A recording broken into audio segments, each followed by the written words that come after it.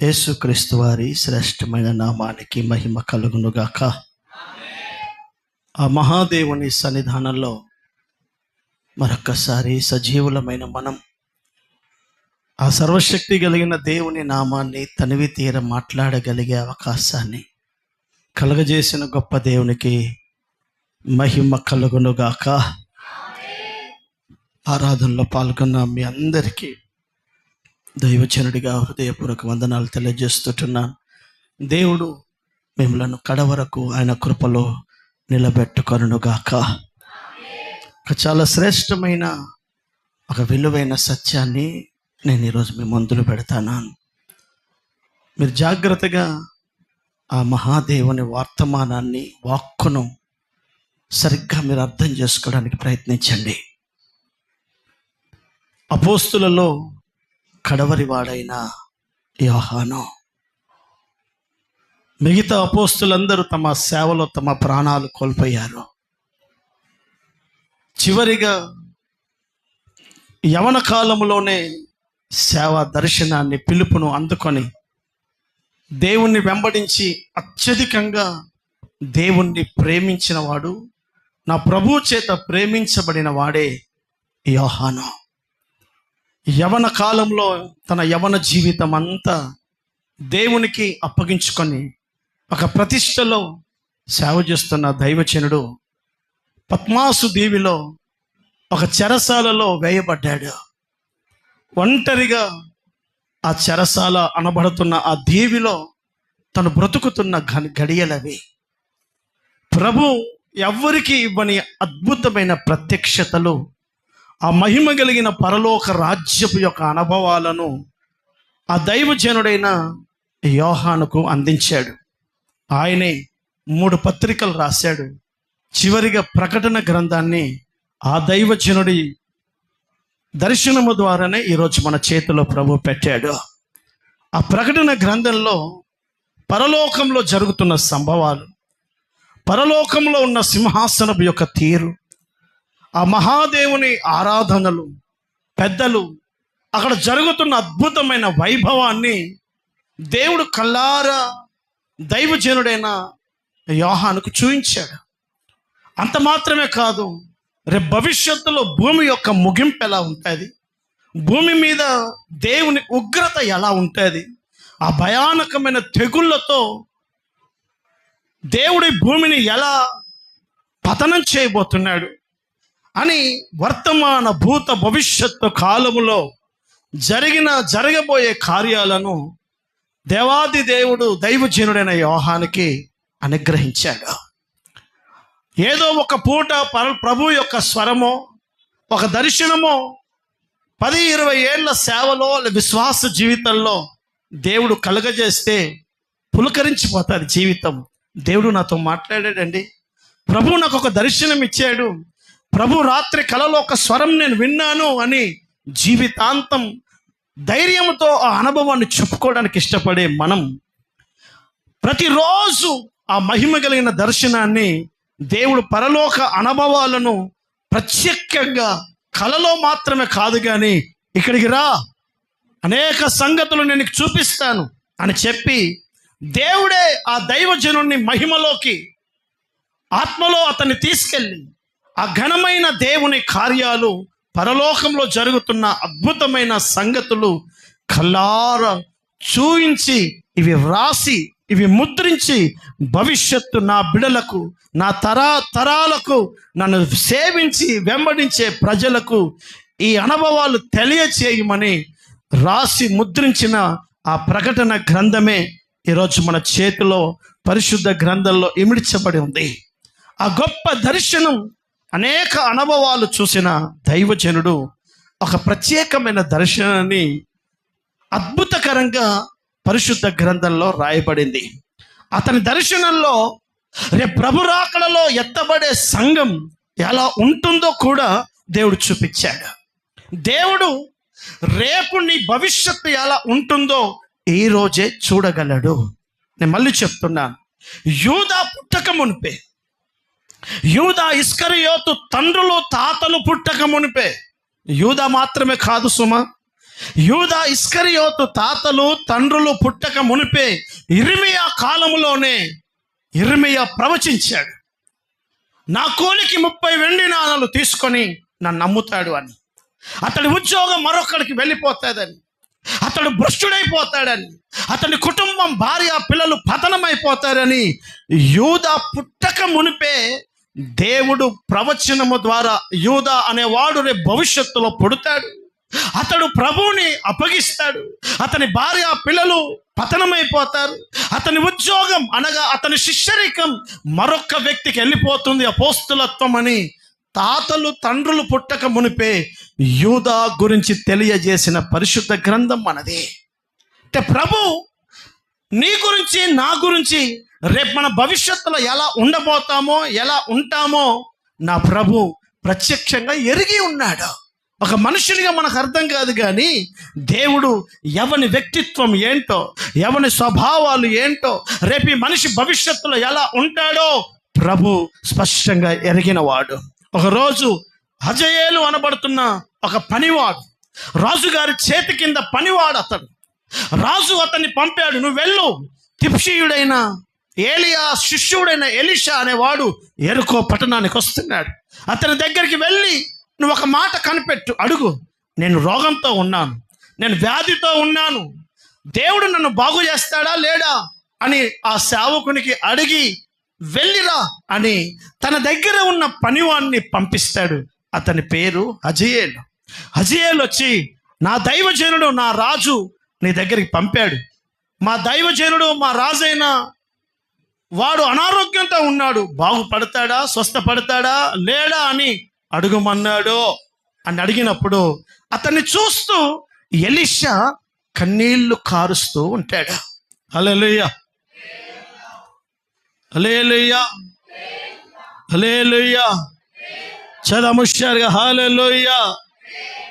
అతనికి అర్థం కాదు, అయ్యా ఎందుకు ఏడుస్తున్నారు, నేను మిమ్మల్ని దైవజనుడిగా ప్రశ్న అడుగుతున్నాను, నా ఏలిన వాడు పంపాడు, నేను వెళ్ళి ఏం జవాబు చెప్పాలో చెప్పండి, బాగుపడతాడా లేదా అని అంటే దైవజనుడైన ఎలీషా అంటాడు, ఇదిగో భవిష్యత్తులో నువ్వు రాజవుతావు, భవిష్యత్తు కాలంలో నీ దేశానికి నువ్వు రాజవుతావు. అయితే ప్రమాదం ఏంటో తెలుసా, నువ్వు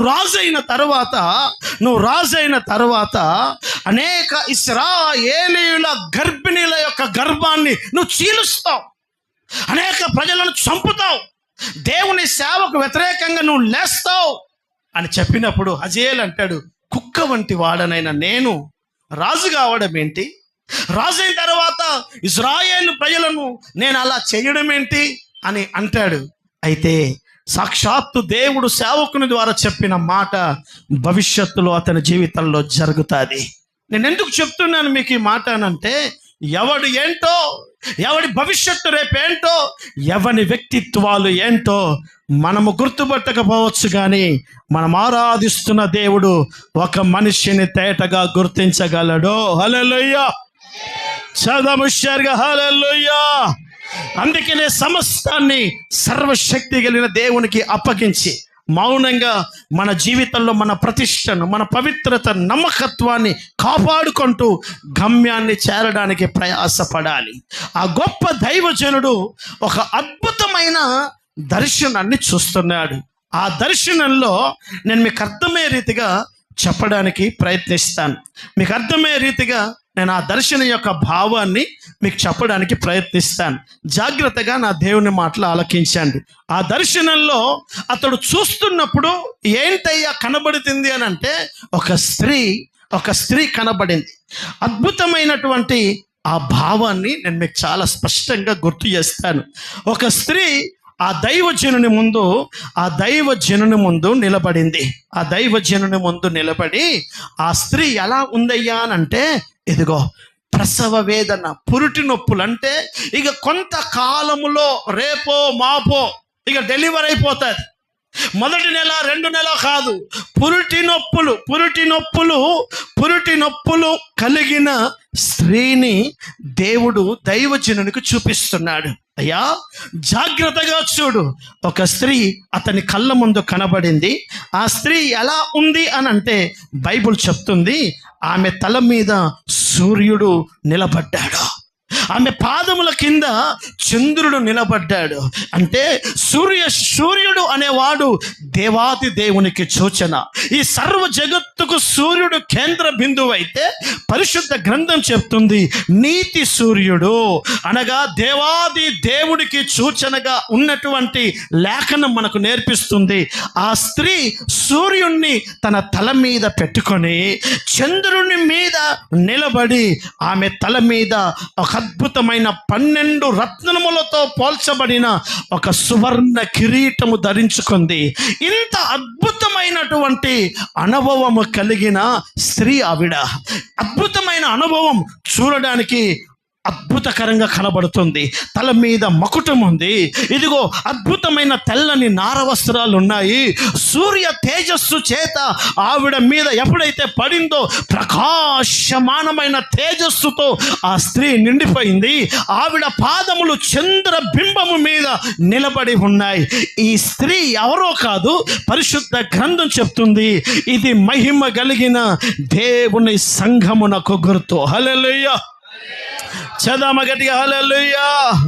సూర్యుడు అనబడుతున్న వాడు సర్వశక్తి కలిగిన దేవుణ్ణి ఆధారము చేసుకొని బ్రతికే సంఘం. చంద్రుడు అనగా సూర్య తేజస్సుతో ప్రకాశించగలిగే ఆ యొక్క చంద్రుడు అంటే స్వయం ప్రకాశ కాకుండా సూర్యుని వెలుగు చంద్రుడి మీద పడ్డప్పుడు ఏ విధంగా ప్రకాశిస్తాడో చంద్రుడు దేవాది దేవుని కృప అనబడుతున్న అనుభవానికి సూచన. ఈ 12 రత్నములు కలిగిన ఈ కిరీటం ఆది అపోస్తుల పునాదులు కలిగి అపోస్తుల బోధలో ఎదుగుతున్న సంఘం. ఈ అద్భుతమైన సంఘం బాగా వినండి, మన భాషలో చెప్పాలంటే ఆత్మీయంగా ఒక ఉన్నతమైన సామర్థ్యము కలిగిన సంఘం. ఇంత అద్భుతమైన సంఘం నవ్వుతున్నట్టు కనబడలేదు. ప్రకాశమానమైన తేజస్సు ఆవిడ మీద ఉంది, కానీ ఆవిడ ముఖంలో విచారం, ఆవిడ ముఖంలో కన్నీళ్ళు. కారణం ఏంటో తెలుసా? ఆవిడ పురుటి నొప్పులతో కేకలేస్తుంది, ఓని ఏడుస్తుంది, భయానకమైన అరుపులు, కేకలు. ఎందుకు ఏడుస్తుంది అని అంటే తల మొదలుకొని అరిపాదం వరకు ఎక్కడ ఆవిడకు గాయాలు లేవు, కానీ ఆమె గర్భిణి అయి ఏంటట ఆమె గర్భిణి అయి ఆ గర్భం 2 నెలల్లో 3 నెలల్లో 4 నెలల్లో కాకుండా ఇక త్వరలో ప్రసవించే సమయం ఆసన్నమైంది కనుక ఆ ప్రసవ వేదనతో కేకలు వేస్తుంది, భయంకరమైన కేకలు వేస్తుంది. ఇంత ప్రకాశమానమైన ఇంత తేజస్సు కలిగిన ఈ సంఘం ఆనందంతో ఆర్భాటంతో లేకుండా అర్థధ్వని కేకలతో అరుపులతో ఉన్న ఈ సంఘం ముందు బైబిల్ అంటుంది ఆవిడ ముందట ఘట సర్పము నిలబడి ఉందట. ఈ మాటలన్నీ ప్రకటన గ్రంథం 12వ అధ్యాయం ప్రారంభ వాక్యాల నుంచి ఉంటాయి. జాగ్రత్తగా నా దేవుని మాటలు ఆలకించండి. ఇంత తేజస్సుతో అరుస్తూ కేకలేస్తూ ఉన్నటువంటి ఈవిడ ముందు ఘట సర్పం నోరు తెరిచి ఆ అటెన్షన్లో అంటే కుయుక్తిగా మెలకువ కలిగి ఎప్పుడు ఈ గర్భములో నుండి శిశువు బయటకు వస్తాడా, ఈ గర్భములో ఉన్న శిశువు ఎప్పుడు బయటకు వస్తాడా, ఆ బయటకి రాగానే ఆ శిశువును మింగివేయాలని ఆలోచనతో ఆ సాతాను అనబడుతున్న అపవాది ఆవిడకు దగ్గరలోనే నిలబడినట్లుగా పరిశుద్ధ గ్రంథం నేర్పిస్తుంది. హల్లెలూయా, చదముష్యారుగా హల్లెలూయా. సంఘం అంటే ఏమనుకుంటున్నారు? ఆదివారం చుట్టి పెట్టుకొని శనివారం వీకెండ్ పెట్టుకొని బంధువులు చుట్టాలు అలా హ్యాపీగా తిరిగి ఎప్పుడో మనసున్నప్పుడు ఆరాధనకు వస్తూ దేవుని స్తుతించి ఆరాధించి నీకు తోచినది కానుక పెట్టెలో వేసి హ్యాపీగా నీ పనులు, నీ ఉద్యోగాలు, నీ భార్య, నీ పిల్లలు, కుటుంబాన్ని అర్థమవుతుందో పోగు చేసుకొని ఇన్వెస్ట్మెంట్ చేసుకొని ఆస్తుల మీద, అంతస్తుల మీద, భూమి మీద ప్రాపర్టీలు సంపాదించుకునే పనిలో ఉండే సంఘము కాదు దేవుని సంఘం. దేవుని సంఘం అని దేనికి ప్రభు చూపిస్తున్నాడు అని అంటే ఆ సంఘమట ప్రసవ వేదనతో ఉంటుందట. హల్లెలూయా. ఆ సంఘం ఎప్పుడు గర్భవతి అయి ఉంటుంది. బాగా వినండి, నేను చాలా విలువైన విషయాలు మీ ముందు పెడతాను. ఒక స్త్రీకి ఒక నపుంసకురాలికి, మన భాషలో చెప్పాలంటే కొజ్జావాళ్ళు అంటారే, నపుంసకులు ఉంటారే, వారు కూడా ఒక స్త్రీలాగా అందంగా ఉంటారు. వారి బాడీ, శరీరం మొదలుకొని, ఇదిగో ఈ యొక్క నడినెత్తి మొదలుకొని అరిపాదం వరకు ఆవిడ స్త్రీ కాదు అని చెప్పడానికి అవకాశాలే లేవు. అయితే బైబిల్ చెప్తున్న పాఠం, ఫిజికల్గా ఇదిగో స్త్రీకి, ఒక కొజ్జా స్త్రీకి అనగా నపుంసకురాలికి తేడా ఏంటి అని అంటే, ఈవిడ గర్భం ధరిస్తుంది, ఆవిడ గర్భం ధరించదు. ఈ శరీరంలో స్త్రీకి గర్భాశయం ఉంటుంది, గర్భాశయం ఉంటుంది, గర్భ సంచి ఉంటుంది ఒక స్త్రీకి. ఒక నపుంసకురాలికి గర్భ సంచి ఉండదు. హల్లెలూయా, చదముషారుగా హల్లెలూయా. ఈవిడ పిల్లలను కనగలదు, ఆవిడ పిల్లలను కనదు. తేడా ఒకటే, మిగిలినది యాజ్ ఇట్ ఈస్.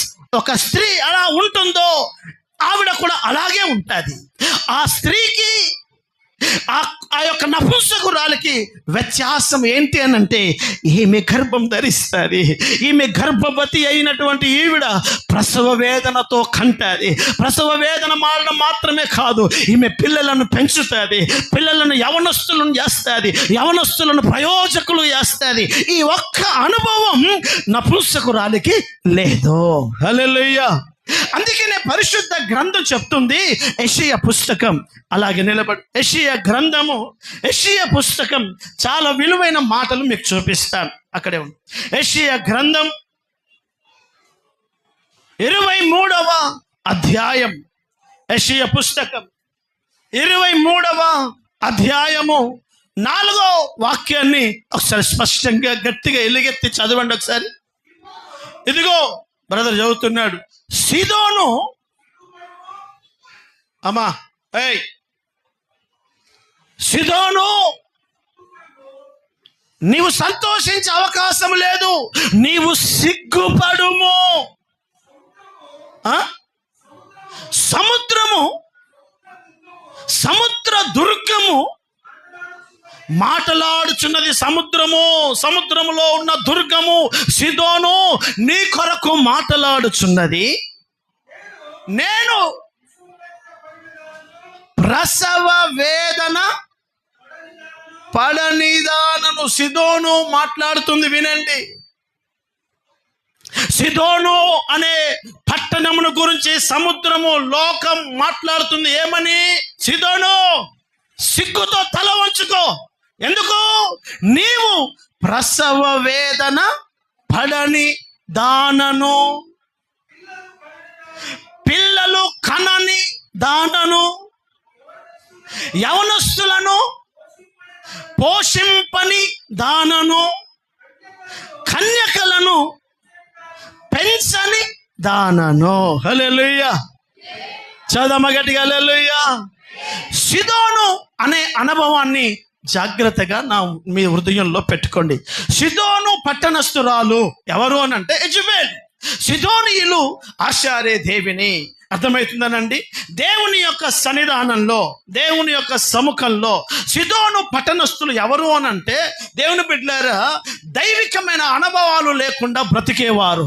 ఇంకొక మాటలో చెప్పాలంటే, సీదోను పట్టణస్థురాలైనటువంటి ఆ యొక్క యెజబెలు ఇశ్రాయేలీయుడైనటువంటి ఆహాబును పెళ్లి చేసుకున్న ఆవిడ ఆమె. అంటే అక్కడ అన్య సంబంధమైన ఆచారాలు ఉంటాయి, అట్లని చెప్పేసి దేవుని సంబంధమైన పద్ధతులు కూడా కొన్ని ఉంటాయి. వారిని బైబిల్ చెప్తుంది నామకార్థమైన అనుభవాలు కలిగిన వారు. వారి గురించి పరిశుద్ధ గ్రంథం ఏమని చెప్తుందో తెలుసా? వారు కొన్ని నామకార్థపు దైవికమైన అనుభవాలు, కొన్ని సీదోను పట్టణ సంబంధమైన అనుభవాలు ఉంటాయి. అందుకే సీదోను అనబడుతున్న బతుకు చేస్తున్న సంఘానికి, సీదోను అనబడుతున్న సంఘం విశ్వాస బిడలకి, సేవకుడికి బైబిల్ చెప్తుంది, నువ్వు సిగ్గుపడు అంటే అర్థమైంది, నువ్వు తల ఎత్తుకునే భాగ్యం నీకు లేదు. సిగ్గు అంటే అర్థం ఏంటి? తలదించుకోవడం. చెప్పండి ఏంటి? చెప్పండి, నోరు దశగడ్డ ఏంటి? సిగ్గుపడడం అంటే అర్థం ఏంటి? తల ఎత్తుకునే అవకాశం లేదు. రేపు దేవుని ఎదుట తల మీద కిరీటం పెట్టాలి అని అంటే నీ తల ఇలా నిలబడితే నీ మీద నా దేవుడు కిరీటం పెడతాడు. ఇదిగో బైబిల్ అంటుంది, కయోన్ ఎందుకు తల ఉంచుకున్నావు అంటే ఎందుకు సిగ్గుపడ్డాడు. తన తమ్ముడిని చంపి తప్పు చేశాను, దేవుని దగ్గర అబద్ధమాడి తప్పు చేశాను, దైవ చిత్తానికి వ్యతిరేకంగా బతికినందుకు కయోను తల ఉంచుకున్నట్టుగా బైబిల్ అంటుంది, రేపు దేవుని ఎదుట ఒక గుంపు తల దించుకోబోతుంది.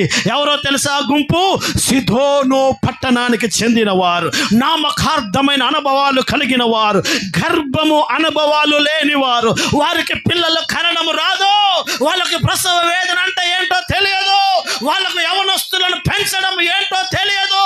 ఒక్క మాటలో చెప్పాలంటే పేరుకు స్త్రీయే, పేరుకు తల్లే, పేరుకు ఒక స్త్రీలాగా కనబడుతుంది, పేరుకు ఒక సంఘమే, పేరుకు ఒక విశ్వాసే, పేరుకు ఒక సేవకుడే, కానీ ఆ సంఘానికి ప్రసవ వేదన అంటే ఏంటో తెలియదా? ఇప్పుడు చాలా మంది తల్లులు ఉన్నారు, మీరు పిల్లలను కన్నారు కనుక మీకు ఆ పురిటి నొప్పులు అంటే ఏంటో తెలుసు, ఆ ప్రసవ వేదన అంటే ఏంటో తెలుసు. పెళ్లి కాని వారికి, లేకపోతే పిల్లలు లేని వారికి వాళ్ళు వినడమే తప్ప అది అనుభవించే అవకాశం అస్సలకే లేదు. బాగా వినండి, ఒక పురిటి నొప్పులకు మిగతా నొప్పులకు తేడా ఏంటో తెలుసా? పురిటి నొప్పులు కేవలం గర్భవతులకు మాత్రమే వస్తాయి, మిగిలిన నొప్పులు అందరికి వస్తాయి. కడుపు నొప్పి వస్తుంది, కాళ్ళు నొప్పులు వస్తాయి, తలనొప్పులు వస్తాయి. ఒక పురిటి నొప్పులు ఎవరికి వస్తాయి అని అంటే గర్భవతులకు మాత్రమే వస్తాయి. బైబిల్ చెప్తున్న పాఠం ఏంటో తెలుసా? సంఘాన్ని నా దేవుడు ఎలా చూపిస్తున్నాడో తెలుసా?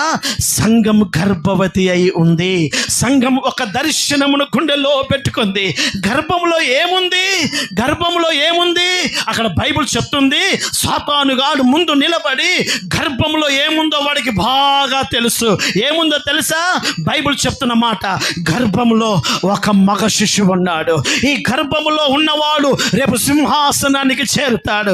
ఈ గర్భంలో ఉన్నవాడు ఇనుప దండాన్ని పట్టుకొని రేపు ప్రపంచాన్ని ఏలబోతున్నాడన్న సంగతి సాతానుకు తెలిసి, ఈ గర్భంలో ఉన్నవాడు మామూలుడు కాదయ్య బాబు, ఈ గర్భంలో ఉన్నవాడే రేపు ప్రపంచాన్ని ఏలబోతున్నాడు. ఈ గర్భంలో ఉన్నవాడు పరలోక రాజ్యానికి మాత్రమే కాదు, సింహాసనానికి చేరబోతున్నాడు.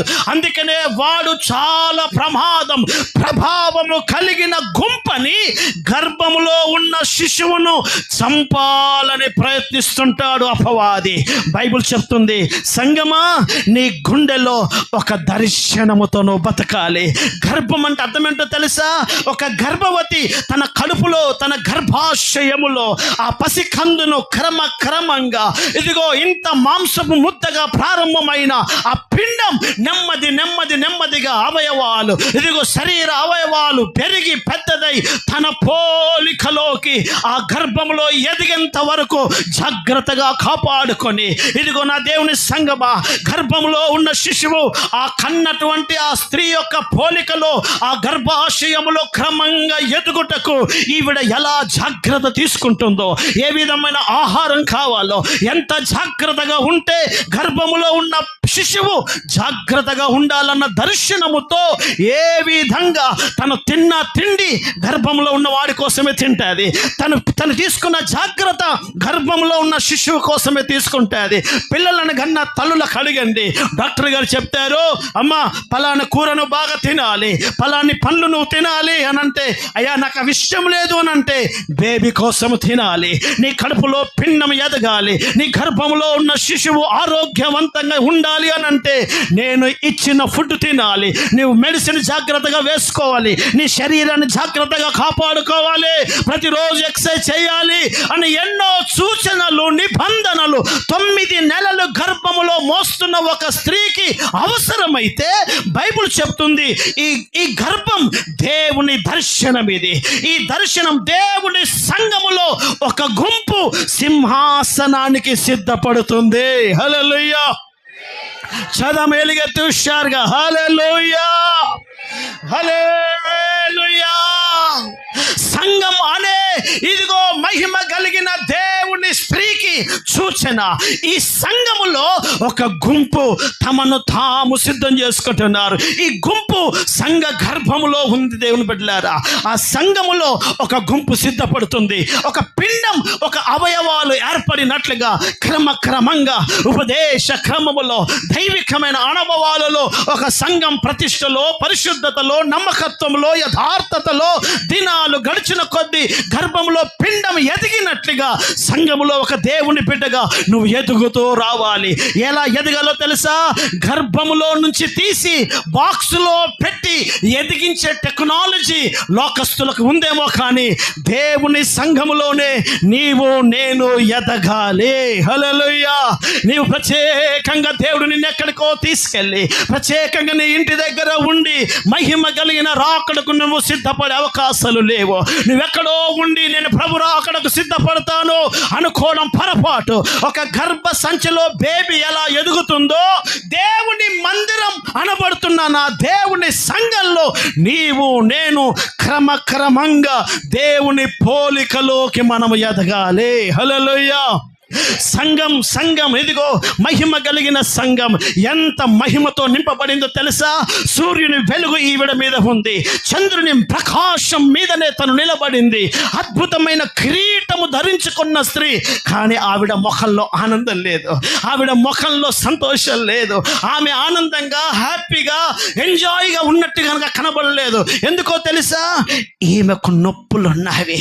నీకు ఉద్యోగం ఉన్నా, నీకు వ్యాపారం ఉన్నా, సంఘం వందల వేల మంది ఉన్నా, తినడానికి తిండి ఉండి 100 మందికి పెట్టగలిగే సామర్థ్యం ఉన్నా, ఒక నిజ దేవుని బిడ్డ గుండెలో ఎప్పుడు దేవుని గురించిన మంట, దైవికమైన వైరాగ్యం, దేవుని గురించిన పరితపన అతని గుండెలో మానక ఉంటుంది. హల్లెలూయా. చదమగటిగా హల్లెలూయా.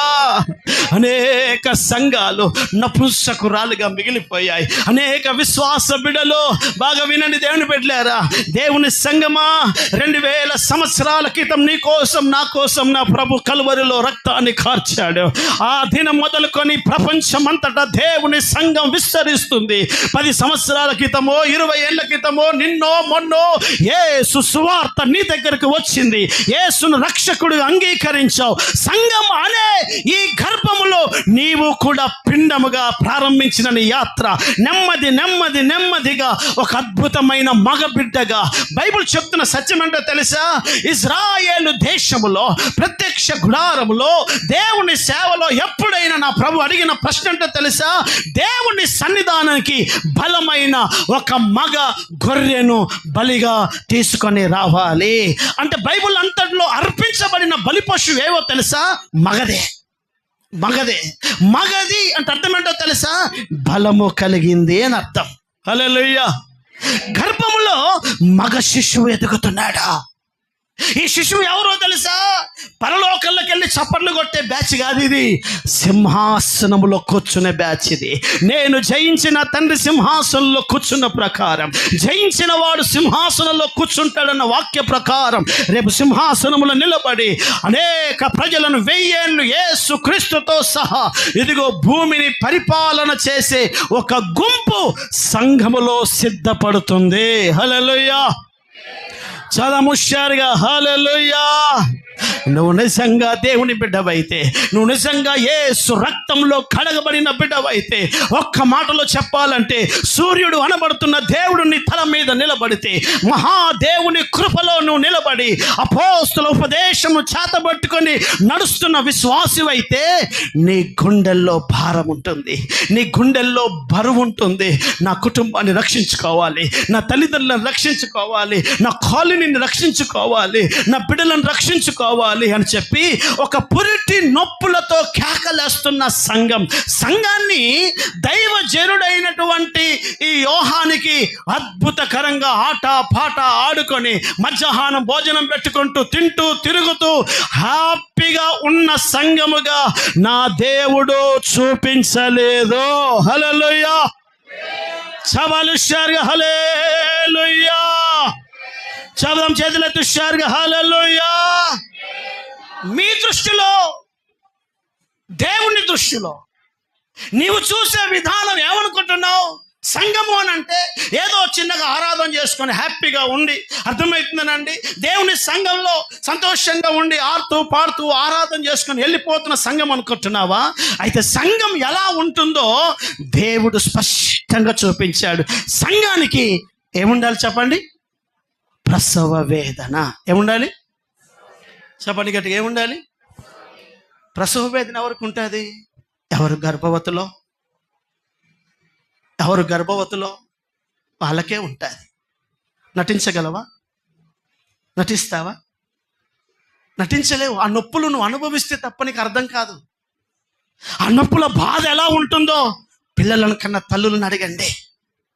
ఆ బాధ, భయం, ఆందోళన, ఒత్తిడి, అయ్యో దేవుడు అక్కడ త్వరపడుతుంది, రక్షణ లేని మా ఆయన ఇలాగే ఉన్నాడు, నశించిపోతున్న నా తల్లిదండ్రులు ఇలాగే ఉన్నారు, నా తోబుట్టులు ఇలాగే ఉన్నారు, నా గ్రామం నా కళ్ళ ముందు నాశనం అయిపోతుంది, నా పట్టణం నాశనం అయిపోతుంది, నా తండ్రికి 70 ఏళ్ళు, నా అన్నకు 60 ఏళ్ళు, నా కుటుంబం పాడైపోతుంది, ఎవరి వ్యసనాలలో వారు నిండిపోతున్నారు, ప్రభు అక్కడ త్వరపడుతున్న గడియలే అని చెప్పి ఒక సంఘ బిడ్డగా నీకు నాకు ప్రసవ వేదన ఉండాలి.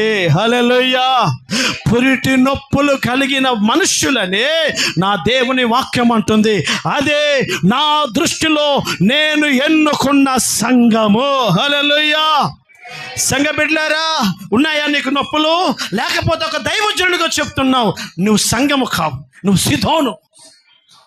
నువ్వు సంఘము కావు, నువ్వు సిదోనువు. ఎందుకో తెలుసా? బైబిల్ చెప్తుంది, సిదోను నువ్వు సిగ్గుపడతావు. సిదోను నువ్వు సిగ్గుపడతావు. ఎందుకు? నీకు గర్భం ధరించడం రాదు. సిదోనుతో వాక్యం ఉంటుంది, సిదోను నీకు పిల్లలను పెంచడం, చెప్పండి, పిల్లలను పెంచడం వస్తుందా? సిదోను నీకు ప్రసవ వేదన రాదు. ఎందుకు రాదు? చాలా మంది విశ్వాసులకు అనేకుల గురించి ప్రార్థన చేసే భారం ఉండదు. అనేక విశ్వాసులకు వారి కుటుంబాన్ని గురించిన భారం ఉండదు. ప్రసవ వేదన ఎలా ఉంటుందో అలాగే నీ గుండెల్లో నీ కుటుంబాన్ని గురించిన భారం ఉండాలి. నశించిపోతున్న నీ భర్త గురించి నీకెంత భారం ఉంది? రక్షణ లేని నీ కుటుంబాన్ని గురించి ఎంత భారం ఉంది? అర్థమవుతుందనండి. పురిటి నొప్పులు కలిగిన స్త్రీ, ఏ ఆడ మనిషి అయినా ఆట పాట ఆడుకుంటూ, ఉయ్యాల మీద ఊగుకుంటూ, ఫుట్బాల్ మ్యాచ్లు చూసుకుంటూ టైం పాస్ చేయదు. ఆమె నడిచినా నెమ్మదిగానే, కూర్చున్నా నెమ్మదిగానే, మాటి మాటికి తన భర్త, మాటి మాటికి తన కుటుంబకులు అంటారు, ఎలా ఉంది ఆరోగ్యం? పర్వాలేదు కదా, బాగానే ఉన్నావు కదా, అంత క్షేమమే కదా. ఎందుకో తెలుసా? మీకు మళ్ళీ ఒక మంచి విషయాన్ని గుర్తు చేస్తున్నాను. తెస్సలోనిక సంఘానికి దైవజనుడైన పౌలు ఉత్తరం రాస్తుంటాడు. తెస్సలోనిలకు రాసిన మొదటి పుస్తకం 5వ అధ్యాయం 2వ వాక్యం నుంచి ఒకసారి చదువుదాం. తెస్సలోనిలకు రాసిన పత్రిక 5వ అధ్యాయం 2వ వాక్యం. రాత్రి వేళ దొంగ ఎలాగూ వచ్చునో అలాగే ప్రభు దినం, ప్రభు రాకడ కూడా అలాగే వచ్చును. మీకు బాగుగా తెలియను, లోకులు నెమ్మదిగా ఉన్నది, భయమేమీ లేదని చెప్పుకొనుచుండగా. ఏందట? అర్థమవుతుందా మీకు వాక్యం? గర్భిణీ స్త్రీ. ప్రభు రాకడ దేంతో పోల్చాడు తెలుసా? ప్రభు గర్భిణీ స్త్రీ. గర్భిణీ స్త్రీకి ప్రసవ వేదన వచ్చునట్లు ఆ దినం వస్తుంది. హల్లెలూయా. చదమోసరుషారుగా హల్లెలూయా. మీ తలలు నా వైపు చూడండి, నా వైపు చూడండి. ఇదిగో మగబిడ్డను, ఒక ఆడబిడ్డను ఈ భూమి మీదను ఒక తల్లి కనడానికి 9 నెలలు. బాగా వినండి.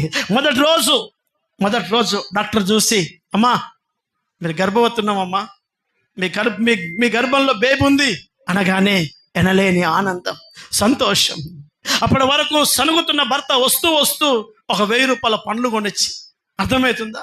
జాగ్రత్తగా దిగు, మెల్లగా దిగు, అప్పటిదాకా దిగినవా అని కసురుకున్న భర్త నెమ్మదిగా దిగు, అని చెప్పి, ఎందుకు?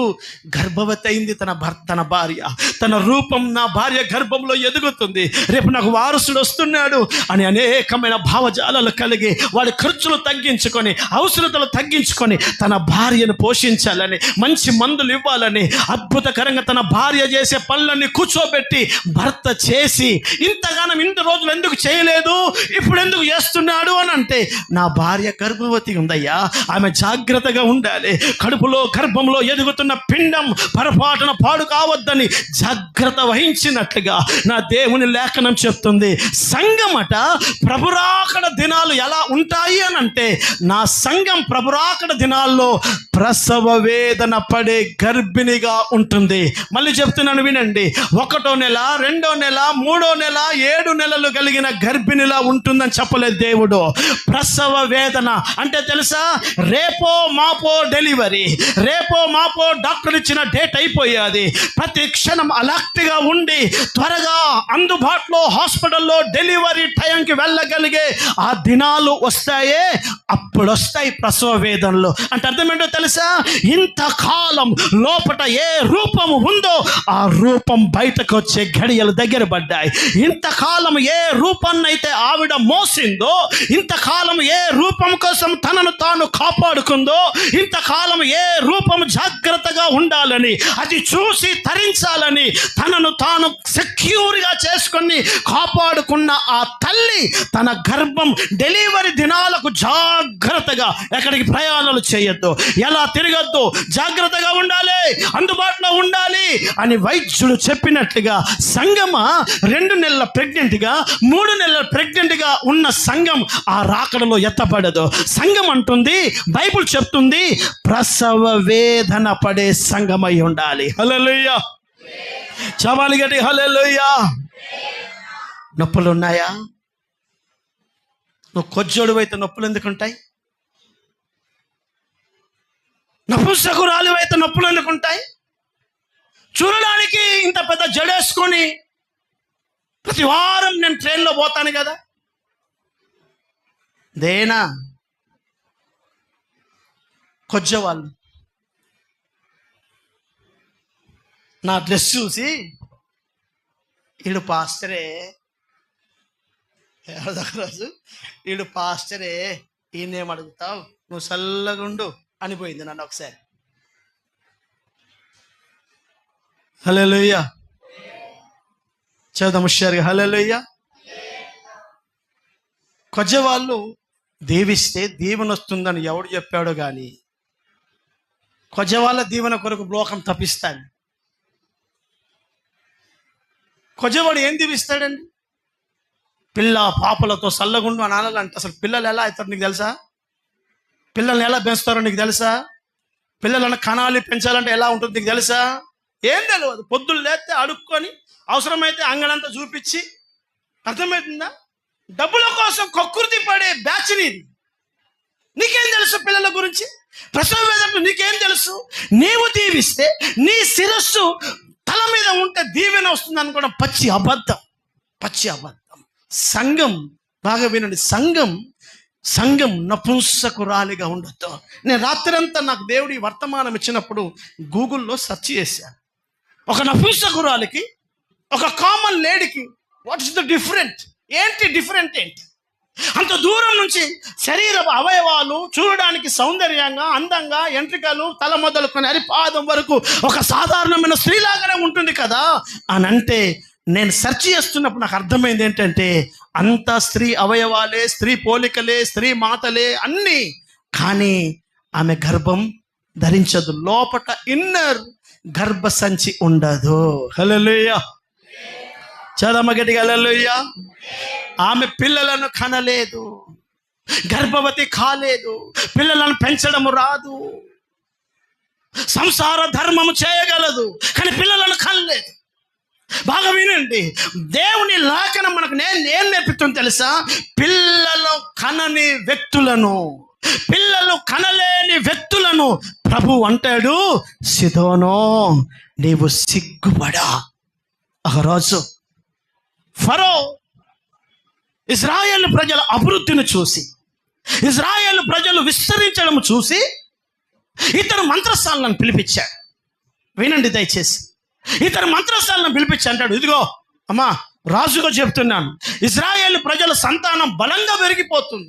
చూస్తూ చూస్తూ ఉండగానే పిల్లలు కంటున్నారు, పెరిగిపోతున్నారు, వాళ్ళ సంఖ్య పెరుగుతుంది కనుక అది మనకు ప్రమాదం కనుక నీవు ఏ స్త్రీ అయితే గర్భము ధరించి కాన్పు పీటల మీద ప్రసవించడానికి రెడీగా ఉంటుందో మగ బిడ్డను కనగానే చంపేయి. ఏ బిడ్డను చెప్పండి, ఏ బిడ్డను? మగ బిడ్డ. బైబుల్ వాక్యం చెప్తుంది, ఎత్తబడే సంఘాన్ని బైబుల్ అంటుంది మగ శిష్యువా.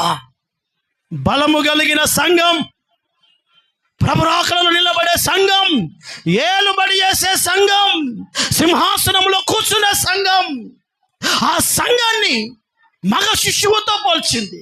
అందుకనే సాతాను ఎక్కడుంటాడో తెలుసా? ఆట పాట ఆడుకున్న దగ్గర ఉండడు.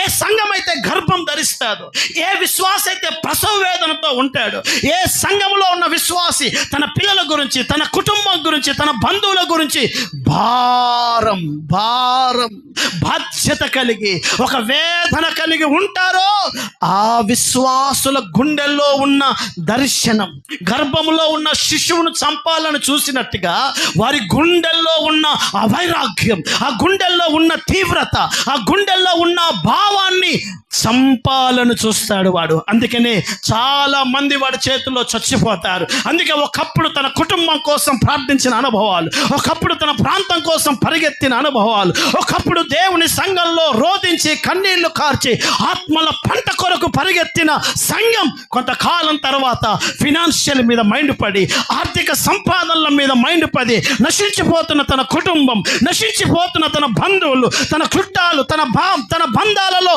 ఎవడి మీద ధ్యాస లేకుండా 20 ఏళ్ళైనా తనతో పాటు ఒక్కరోజు కూడా ఒక్క బంధువును దేవుని యొద్దకు తెచ్చిన అనుభవం లేదు. కారణం, అసలు గర్భసంచి ఉంటే కదా పిండం లోపట తయారయ్యేది. గొడ్రాలు. హల్లెలూయా. చదమ హుషారుగా హల్లెలూయా. సిదోను, నువ్వు సిగ్గుపడతావు. ఎందుకు పిలిచాడు నిన్ను? నీ ఇంటిలో ఒంటరిగా నిన్ను ఎందుకు పిలిచాడు?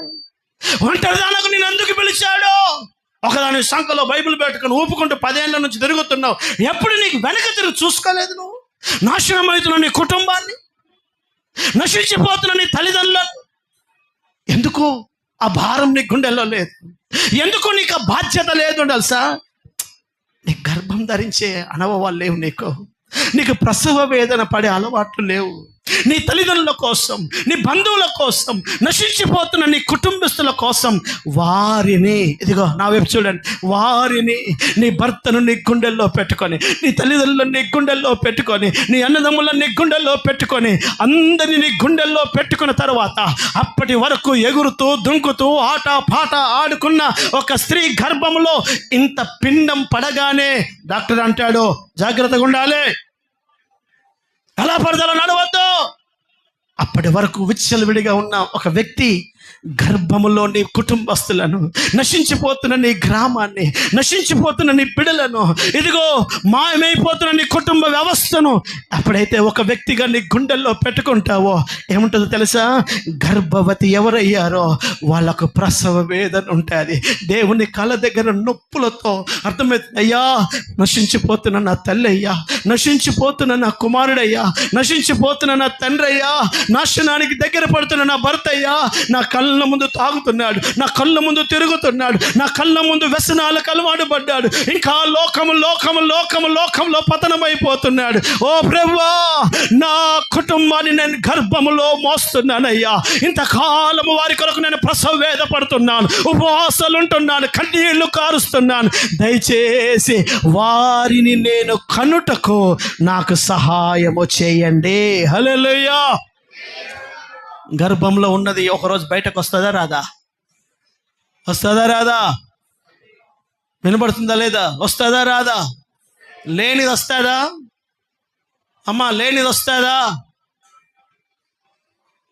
నోరుందా లేదా? గర్భంలో లేనిది వస్తుందా? మిమ్మల్ని వస్తుందా? నా మాట వినబడతలే మీకు? వస్తుందా లేదా? గర్భంలో లేనిది వస్తుందా? లేదు. అందుకే మీ ఆయన ఇంకా రాలే మందిరానికి. నీ గర్భంలో లేరు మీ తల్లిదండ్రులు, మీ కుటుంబీకులు, అందుకే రాలే. ఇంకా గర్భంలో ఉంటే ఒకరోజు పక్క బయటకు వస్తారా? ఒకరోజు నూతన స్వరూపముతో బయటకు వస్తారు. నువ్వు గర్భము ధరించడం నేర్చుకో. ఒక గొడ్రాలిగా మిగిలిపోకు, ఒక సిదోను పట్టణస్థురాలిగా మిగిలిపోకు. దేవుడు దైవజనుడైన, ఇదిగో దేవుని సంగమా, యోహానుకు పరలోకంలో ఆరాధనలు, భూమి మీద జరిగే 7 ముద్రలు, 7 తీర్పులు, 7 ఏళ్ల శ్రమలు అన్ని చూపించి అంటాడు, నీకు ఒక అద్భుతమైన దర్శనం చూపిస్తాను సేవకుడా. రేపు నా ఎదుట నిలబడే భూమి మీద పురుడు పోసుకుంటున్న ఒక సంఘం ఉంది. ఆ సంఘం ఎలా ఉంటుందో చూడు అని అన్నాడు. ఆ సంఘం కేకలేస్తుంది. ఒకరోజు దైవజనుడైన పౌలు గలతీ సంఘానికి అద్భుతమైన ఉత్తరం రాస్తూ సంఘాన్ని ఒక క్రమంలో, ఒక పద్ధతిలో, ఒక దైవికమైన అనుభవాలలో పెంచుతున్నాడు సేవకుడు. ఆ దైవజనుడు అలా సంఘాన్ని కడుతూ వేరే ప్రాంతానికి వెళ్తున్నాడు. అలా సంఘాలు కడుతున్నప్పుడు ఒకరోజు ఆ సంఘంలో అనేకమైన దుర్బోధకులు వచ్చి, ఏ బాబు, ఆ సంఘంలో ఒక కొత్త రకం బోధ ప్రారంభమైంది. ఏంటా బోధ? మంచి దినం, చెడ్డ దినం, ఈ వారం మంచిది, పలానా రోజు మంచిదని దినములను, మాసములను ఇదిగో వారు చూడడం ప్రారంభించారు. ఇవన్నీ దైవజనుడైన పౌలుకు తెలిసి ఆ సేవకుడు ఒక ఉత్తరం రాస్తున్నాడు. 4వ అధ్యాయం 19, 18, 19 వాక్యాలు ఒకసారి చూద్దాం. అందరూ బైబిల్ చూడండి. వాక్యం చెప్తున్నప్పుడు మీ తలలు పైకెత్తండి. నేను మీ యొద్ద నేను ఉన్నప్పుడు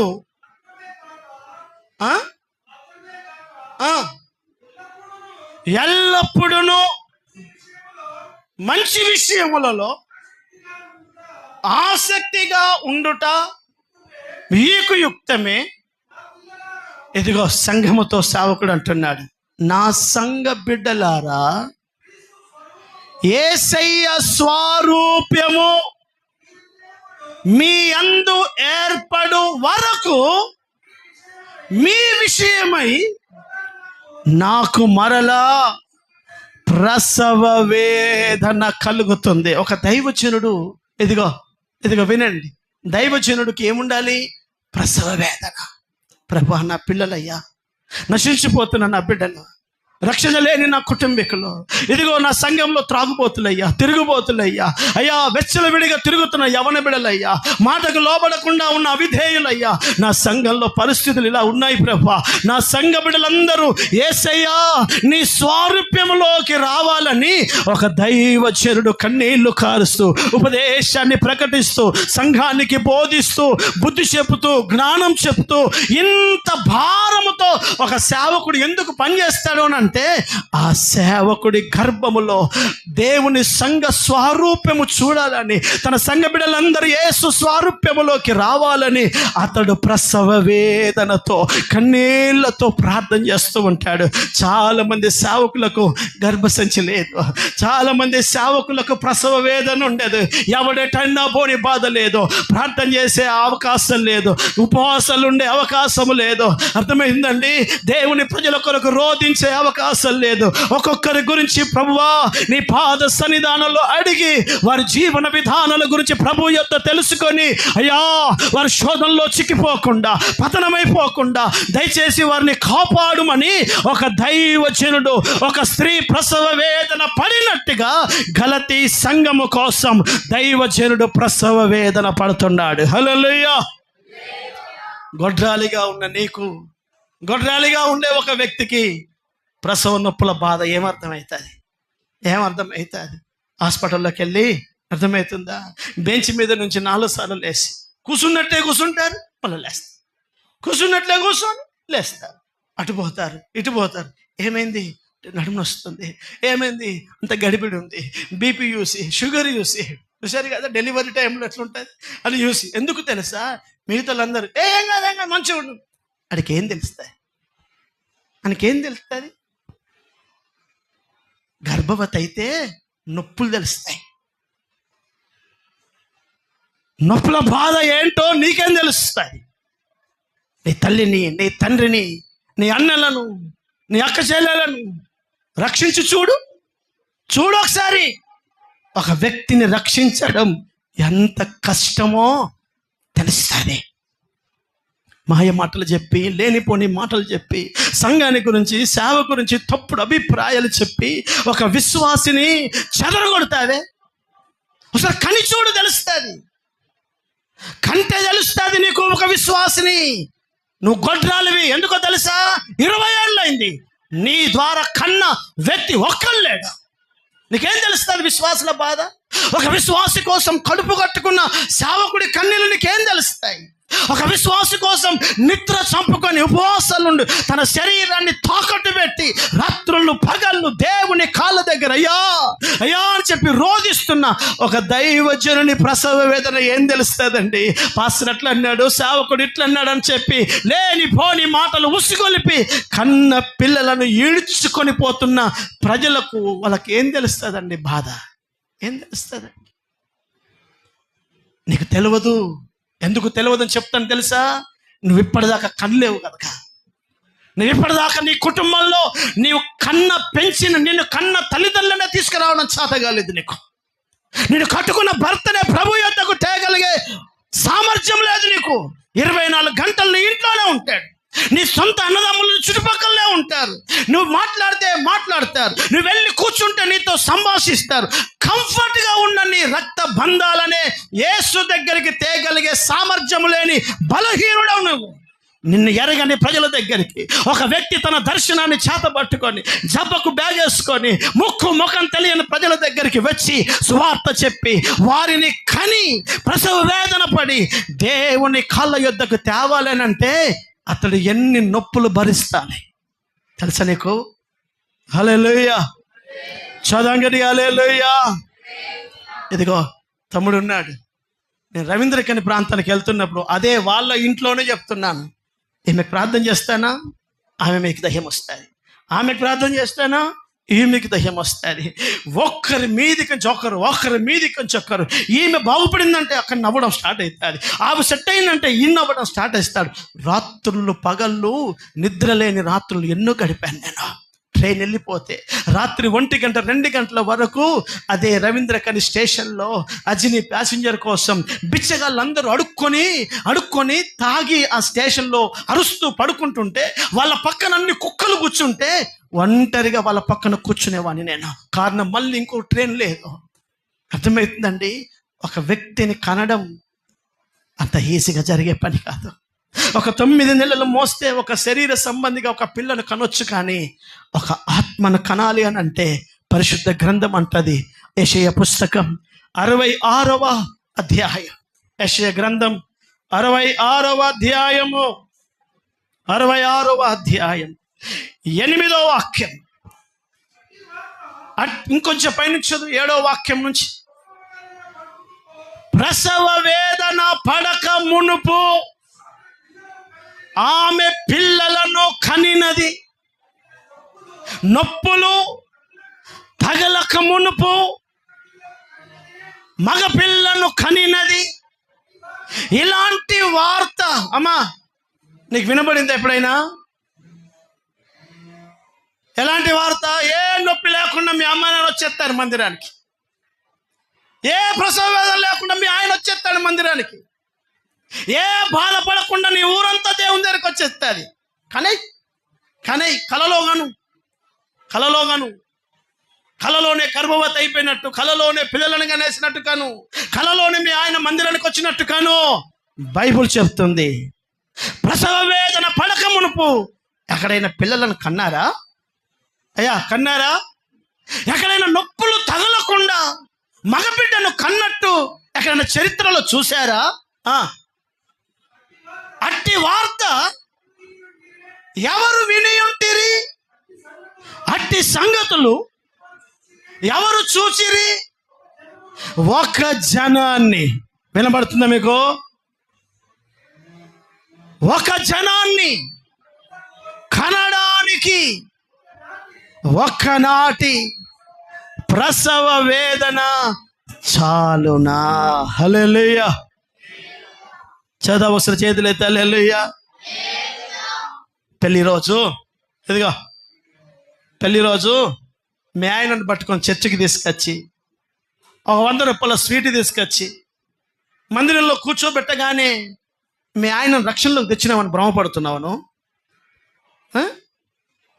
ఒక మీటింగ్కు నీ చుట్టాలను తీసుకొచ్చి కూర్చోబెట్టగానే మా చుట్టాలందరూ ప్రభులోకి వచ్చారని భ్రమపడుతున్నావా? వాడు ఏదో అకేషన్ అని వచ్చాడు, ఏదో దేవాలయానికి పోయినట్టు వచ్చాడు, ఏదో మీటింగ్ ఒకరోజు వెళ్తే నా కడుపు నొప్పి కాలు నొప్పి తగ్గుతుందని వచ్చాడు.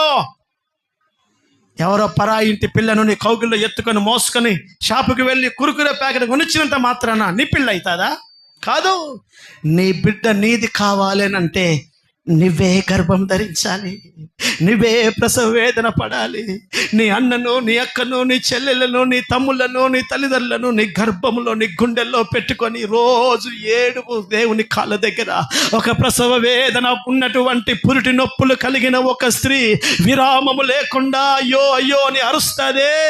ఆ విధంగా రోజు దేవా మా ఆయన, దేవా నా పిల్లలు, దేవా నా కుమారుడు, అయ్యా నా ప్రాంతం అని దేవుని కాళ్ళ దగ్గర నువ్వు కన్నీళ్లు కారుస్తూ ప్రసవ వేదనతో, నొప్పులతో, బాధతో దేవుని కాళ్ళ దగ్గర నువ్వు ఎప్పుడైతే ఏడుస్తావో, ఒకరోజు నొప్పులు తగిలిన తర్వాత నెక్స్ట్ సెకండ్ నొప్పులు వచ్చాయి అంటే అర్థం ఏంటో తెలుసా? డెలివరీ దగ్గర పడిందని అర్థం. నొప్పులు వచ్చాయి అంటే అర్థం ఏంటో తెలుసా?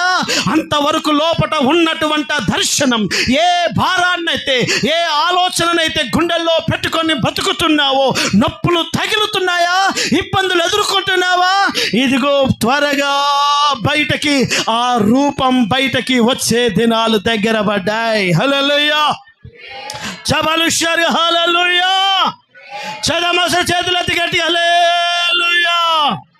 దేవుని వాక్యం అంటుంది, ఒక దైవజనుడిగా 17 సంవత్సరాలు అవుతాయి రేపటికి. 17 సంవత్సరాలు నేను ఈ ప్రాంతానికి వచ్చి 17 సంవత్సరాలలో నా గర్భములో, నా గుండెలో ప్రభువా ఈ ప్రాంతంలో సంఘం కట్టాలయ్యా, ఒక విలువైన పని జరగాలయ్యా, ఈ ఆది అపోస్తుల పునాదుల మీదకి సంఘం తేవాలయ్యా, ఒక ప్రతిష్ట కలిగిన మగ శిష్యువును కానాలే. బలహీనమైన సంఘాన్ని కాదు, నా సంఘం బలమైనదై ఉండాలి, రేపు దేవాన్ని ఎదుర్కొనే సంఘమై ఉండాలి. ఆది అపోస్తుల పునాదుల మీద ఒక నిష్ఠ కలిగి లోకానికి, లోక సంబంధమైన వ్యవహారాలకి, సిదోను పట్టణస్థుల వలె నామకార్థమైన అనుభవాలు కాకుండా ఒక ప్రతిష్ట కలిగిన సంఘాన్ని నేను కనాలి ప్రభువానని రాత్రులు పగళ్ళు గంటలు 2008 16 మే తారీఖు నుంచి ఏడుపు ప్రారంభమైన నొప్పి పులిపీటి మీద నిలబడి చెప్తున్నాను. నేను ఏడవని రోజు ఒక రోజు ఉండదు, ఒక రోజు నా కళ్ళలో నుంచి కన్నీళ్లు రాలని ప్రార్థన నాకు తెలిసి ఒక్క రోజు కూడా ఉండదు. కన్నీడు తెలుసా? నా పట్టణం మారాలయ్యా, నా ప్రజలు మారాలయ్యా, నా ప్రజలు ప్రతిష్ట విలువలు తెలుసుకోవాలయ్యా. ఒక రోజున వర్తమానం విన్న ఒక దైవజనుడు ఈ ప్రాంతంలో ఉన్నవాడు అన్నాడు, నువ్వు ఇంత క్రమముగా, ఇంత నిష్ఠగా ఈ ఉపదేశం బోధిస్తే నీ దగ్గరికి ఎవరు రాడు అని అన్నారు. నీ సంఘంలో ఎవడు ఉండడు అన్నాడు. ఈ ప్రాంతంలో చాలా టేక్ ఇట్ ఈజీగా సేవ చేయాలి, చులకనగా సేవ చేయాలి, క్రమం అంటే ఎవరు రాడు అని అన్నారు. నేను అన్నాను, ప్రభు నాకు ఇచ్చిన దర్శనం అదే, ప్రభు నాకు ఇచ్చిన పిలుపు అదే, నా ప్రభు ఇక్కడికి నన్ను పంపిన దర్శనం అదే. ఒక పెళ్లి కుమార్తెను ఇక్కడ సిద్ధపరచాలి. హల్లెలూయా. ఉన్నారు యోగ్యులు, ఈ పట్టణంలో ఉన్నారు, ప్రతిష్ట కోసం నిలబడే యోగ్యులు ఉన్నారు. సైంటిఫిక్గా నొప్పులు ఆడపిల్ల కంటే మగపిల్ల పుట్టినప్పుడు ఎక్కువ ఉంటాయి. సైంటిఫిక్ రీజన్ ఇది. డాక్టర్ చెప్పే రీజన్ ఏంటో తెలుసా? ఒక ఆడపిల్ల పుట్టినప్పుడు నొప్పుల కంటే ఒక మగబిడ్డ పుట్టినప్పుడు నొప్పులు ఎక్కువ ఉంటాయి. అందుకే దానికి ఒక అద్భుతమైన ఎవిడెన్స్ మీకు బైబిల్లో చూపిస్తాను. రాహేలు బెన్యామీనును కంటున్నప్పుడు ఆ నొప్పులు తట్టుకోలేక ఏడుస్తూ ఉంటే మంత్రసాన్ అంటది, ఇంకొంచెం నొప్పులు భరించు, ఈ నొప్పులు అధికంగా ఉన్నాయి, పుట్టేవాడు మగబిడ్డనే. హల్లెలూయా, హల్లెలూయా. నొప్పులు అధికంగా ఉంటాయి, ఎవడు పుడతాడో? మగబిడ్డే పుడతాడు. నొప్పులు భారంగా ఉన్న సేవకుడి ముందు రేపు ఒక సంఘం ఉంటుంది. ఇదిగో సంఘమా, నొప్పులు అధికమయ్యాయి, భారం అధికమయ్యింది, భారం ఎక్కువైపోయింది, కన్నీళ్ళు అధికమవుతున్నాయి. నాకు దేవుని కాళ్ళ దగ్గర నేను ఏడుస్తూ, ప్రభువా దినాలు గడిచిన కొద్దీ నా బాధ తగ్గుతుంది అనుకున్నాను, దినాలు గడిచిన కొద్దీ నాకు కాస్త నెమ్మది దొరుకుతుంది అనుకున్నాను, దినాలు గడిచిన కొద్దీ నా సేవలో నాకు కాస్త విశ్రాంతి దొరుకుతుంది అనుకున్నాను. కానీ దినాలు గడిచిన కొద్దీ నా నొప్పి అధికమవుతుందయ్యా, దినాలు గడిచిన కొద్దీ నాకు సమస్యలు అధికమవుతున్నాయి అని చెప్పినప్పుడు ప్రభు అన్నాడు, పురిటి నొప్పులు వస్తున్నాయి అని అంటే త్వరలో ఒక రూపము నీ ముందు ఉంటుంది. హల్లెలూయా. 7 నెలల్లో పురిటి నొప్పులు రావు, 6 నెలల పురిటి నొప్పులు రావు. పురిటి నొప్పులు స్టార్ట్ అయ్యాయి అని అంటే గర్భంలో ఉన్నది కళ్ళ ముందు ప్రత్యక్షం కాబోతుంది. కనుక ఈ నొప్పుల వెనుక దేవుని బిడ్డలారా, సంఘంలో ఎన్నో గాయాలు గడిచిన 2 సంవత్సరాల నుంచి నేను ఎదుర్కోవడం, నా సేవలో అత్యధికమైన కన్నీళ్లు గడిచిన దినాలు నా ఈ 2 సంవత్సరాలు. ఈ 2 సంవత్సరాలు గోడున ఏడ్చిన అనుభవాలు. 4-5 గంటలు ప్రతిరోజు నిద్ర లేక, ఎండ వాన లెక్క చేయకుండా ప్రతిరోజు ఒంటరిగా బైక్ నడుపుతూ గట్టిగా వినబడదు ఎవరికని అరణ్యంలో ప్రయాణాలు చేస్తూ గట్టిగా ఏడ్చిన దినాలు నాయి. ఎందుకో తెలుసా? పరిచర్యలో కష్టమంతా నా కళ్ళ ముందు వ్యర్థమైపోతుంది. నేను పడ్డ ప్రయాసం నా కళ్ళ ముందు నిలబడకుండా పోతుంది. నేను ఏ విశ్వాసాలను కట్టానో ఆ విశ్వాసం నా కళ్ళ ముందు లేకుండా పోతున్నారని ఏడ్చినప్పుడు నా ప్రభు అన్నాడు, నీ ప్రసవ వేదనకు ఫలం నేను నీ ముందుంచబోతున్నాను. హల్లెలూయా. చబాలి గట్టిగా హల్లెలూయా. చదము సరుషారుగా హల్లెలూయా. దేవుని వాక్యం చెప్తుంది, ప్రసవ వేదన లేకుంటే సేవకుడా నీకు పిల్లలు ఎక్కడ పుడతారయ్యా? ప్రసవ వేదన లేకుండా మగబిడ్డ ఎక్కడైనా పుట్టినట్టు విన్నావా చరిత్ర? వినలేదు కదా. మరి నువ్వు హ్యాపీగా 3 పూటలు తింటూ ప్రతిరోజు పరలోకమందున మా తండ్రి అని ప్రార్థన చేస్తే నీ సంఘం ఎలా అధికమవుతుంది? కాదు, నీవు పురిటి నొప్పులు పడాల్సిందే. హల్లెలూయా. సంగమా, హెబ్రీ స్త్రీల గురించి పరిశుద్ధ గ్రంథం చెప్తాది. ఇదిగా నా వైపు వినండి జాగ్రత్తగా. దేవుని వాక్యం జాగ్రత్తగా ఆలకించింది. ఆ మంత్రసానులతో ఫరో అంటాడు, వాళ్ళు ప్రసవించక ముందే వెళ్ళి చంపేయండి అని అంటే వాళ్ళు ఏం చేయలేకపోతే ఒకరోజు పిలిచి అంటాడు, అమ్మా నేనేం చెప్పాను? ఇశ్రాయేలు స్త్రీలు ప్రసవించినప్పుడు చంపమని చెప్పాను కదా అని అంటే వారు అంటారు, నిర్గమకాండం ఆ మాట చదువుతావా త్వరగా? వారు రాజుతో ఫరోతో ఇలాగనిరి, హెబ్రీ స్త్రీలు ఐగుప్తు స్త్రీల వంటి వారు. వింటున్నారా? ఎడన పోయేది ఉందటు. హల్లెలూయా. చదమ గట్టిగా హల్లెలూయా. జాగ్రత్తగా విను. తమాషలు చేసి నవ్వుల పాలు కాకండి. ఇక్కడ నాటకం ఇక్కడ ఏం జరుగుతలేదు. అర్థమవుతుందా మీకు?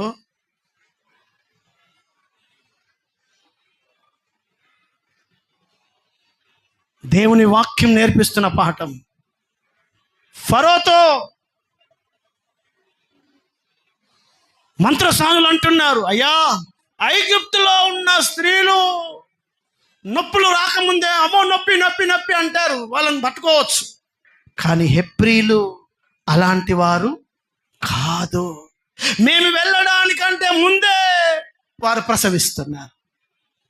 హెబ్రీలు దేవుని ప్రజలు. ఎవరు హెబ్రీలు? అబ్రహాము ఇస్సాకు సంతానం. మూల పితరుడైన మన అబ్రహాము ఏ దేవుని విశ్వసించాడో విశ్వాస సంబంధమైన సంతానంగా మనల్ని ప్రభు వాక్యం చెప్తుంది. నువ్వు హెబ్రీ స్త్రీవైతే బైబిల్ అంటుంది, ఐగుప్తులో ఉన్న లోకములో ఉన్న సంఘాల వంటి వారిగా నువ్వు ఉండవు. నువ్వేం చేస్తావు? ప్రసవిస్తావు, పిల్లలను కంటావు, కొన్ని ఆత్మలను దేవుని దగ్గరికి తెస్తావు, నశించిపోతున్న నీ కుటుంబాన్ని ప్రభు యొద్దకు తెస్తావు. ఇదిగో నా వివాహమైనప్పుడు అన్యులం మేము. నాకంతో కొంత మిషన్ స్కూల్లో చదివాను, కాస్త తెలుసు ప్రభు గురించి. కానీ అక్కకి అసలు ఏం తెలియదు, ఆమె ఎప్పుడు వినలే. అప్పుడైతే వివాహమైన తర్వాత మందిరానికి వెళ్ళిన తర్వాత ఈరోజు తన తండ్రిని, తన అక్కలను, తన కుటుంబీకులను, అనేకులను దేవుని దగ్గరికి తెచ్చుకోగలిగింది. ఎందుకు? ప్రసవ వేదన లేకుండా పిల్లలను ఎవడు కనలేడు. మరి మీకు మీ తల్లిదండ్రులను, అమ్మా నీ పిల్లలను, నీ కుటుంబీకులను కనాలన్న ఆశ ఏమి లేదా? వారిని ప్రభు యొద్దకు తేవాలన్న ఆలోచనలు ఏమి లేవా? ఎందుకు లేవు తెలుసా? నువ్వు ఒక గొడ్రాలిగా బ్రతుకుతున్నావు. ఇంకా మాట చెప్పాలంటే నీ గర్భాశయం లేని ఒక నపుంసకురాలిగా బ్రతుకుతున్నావు. నీ గర్భంలో పిండముగా భారం అనేది నువ్వు ధరించి ప్రతిరోజు ఆ భారం, ఒక పిండము నెల నెల నెల నెల ఇంత పిండం ఇంత పిండం అవయవాలు అయినట్టుగా నెమ్మదిగా భారాన్ని పెంచి, నెమ్మదిగా బాధ్యతలు పెంచి, నెమ్మదిగా ఉపవాసాలు పెంచి, ప్రార్థనలు పెంచి, రోజు గర్భంలో శిశువు పెరుగుతాడా తగ్గుతాడా? అమ్మ పెరుగుతాడా తగ్గుతాడా? మొదటి నెలలో ఇంత ఉంటుంది, 5 నెలలకు పోయేసరికి ఇంత అవుతాడు, 9 నెలలకు అయ్యేసరికి ఒక 3-4 కిలోలు కలిగిన రూపంగా మారింది. నీ గర్భంలో 9 నెలలలోనే ఒక శిశువు మాంసము ముద్దగా ఉన్నవాడు 4-5 కిలోలుగా మారగలిగితే 10 ఏళ్ళైంది. నీ పిండం పోయిందో లేకపోతే ఉన్నదో కూడా డౌటే. కొంతమందికి ఒకప్పుడు స్టార్టింగ్లో ఉండే తన అన్నలను, తన కుటుంబాన్ని, తన బంధువులను, తన తల్లిదండ్రులను గర్భంలో పెట్టుకున్నారు, ప్రార్థించారు, కన్నీళ్లు కార్చారు, అయ్యా ప్రార్థించండి మా కుటుంబం రావాలన్నారు. కొంతకాలానికి పిండం పడిపోయినట్టుగా, అబార్షన్ అయినట్టుగా ఇప్పుడు ఆ మైండ్ లేదో, వాళ్ళంబడ వీళ్ళు పోతున్నారు. ఏ రోజు తన తండ్రి, తన తల్లిని, తన కుటుంబీకులను యేసు పాదాల దగ్గరికి తేవాలన్న ఆశ లేవు. పిండం పడిపోయింది, పిండమే ఆగుతలేదు నీ గర్భంలో. ఇక 4 కిలోలు కలిగిన శిశువేడ ఆగేది? అంత బలహీనం. కళ్ళ ముందు నీ కుటుంబం పాడైతుంది. దేవుని వాక్యం చెప్తుంది సంగమా, దేవుని వాక్యం చెప్తుంది, ఇదిగో ప్రసవ వేదన. సిదోను సిగ్గుపడయ్యా, ప్రసవ వేదన లేని సంగమా. ఎందుకు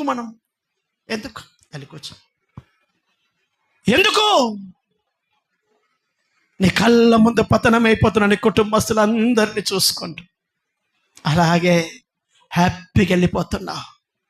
ఒకప్పుడు నీ కుటుంబస్తులందరూ నువ్వు క్రిస్మస్ ఆరాధనకి, మీటింగ్లకి నీ దగ్గరికి వస్తే ఆ పండగ సందర్భంగా నేను మందిరానికి తేవాలని అప్పుడు అనుకున్నావు. ఇప్పుడు నువ్వే దసరాకు పోతున్నావటు. పిండం పడిపోయింది, దర్శనమే పోయింది నీకు, దర్శనమే పోయింది.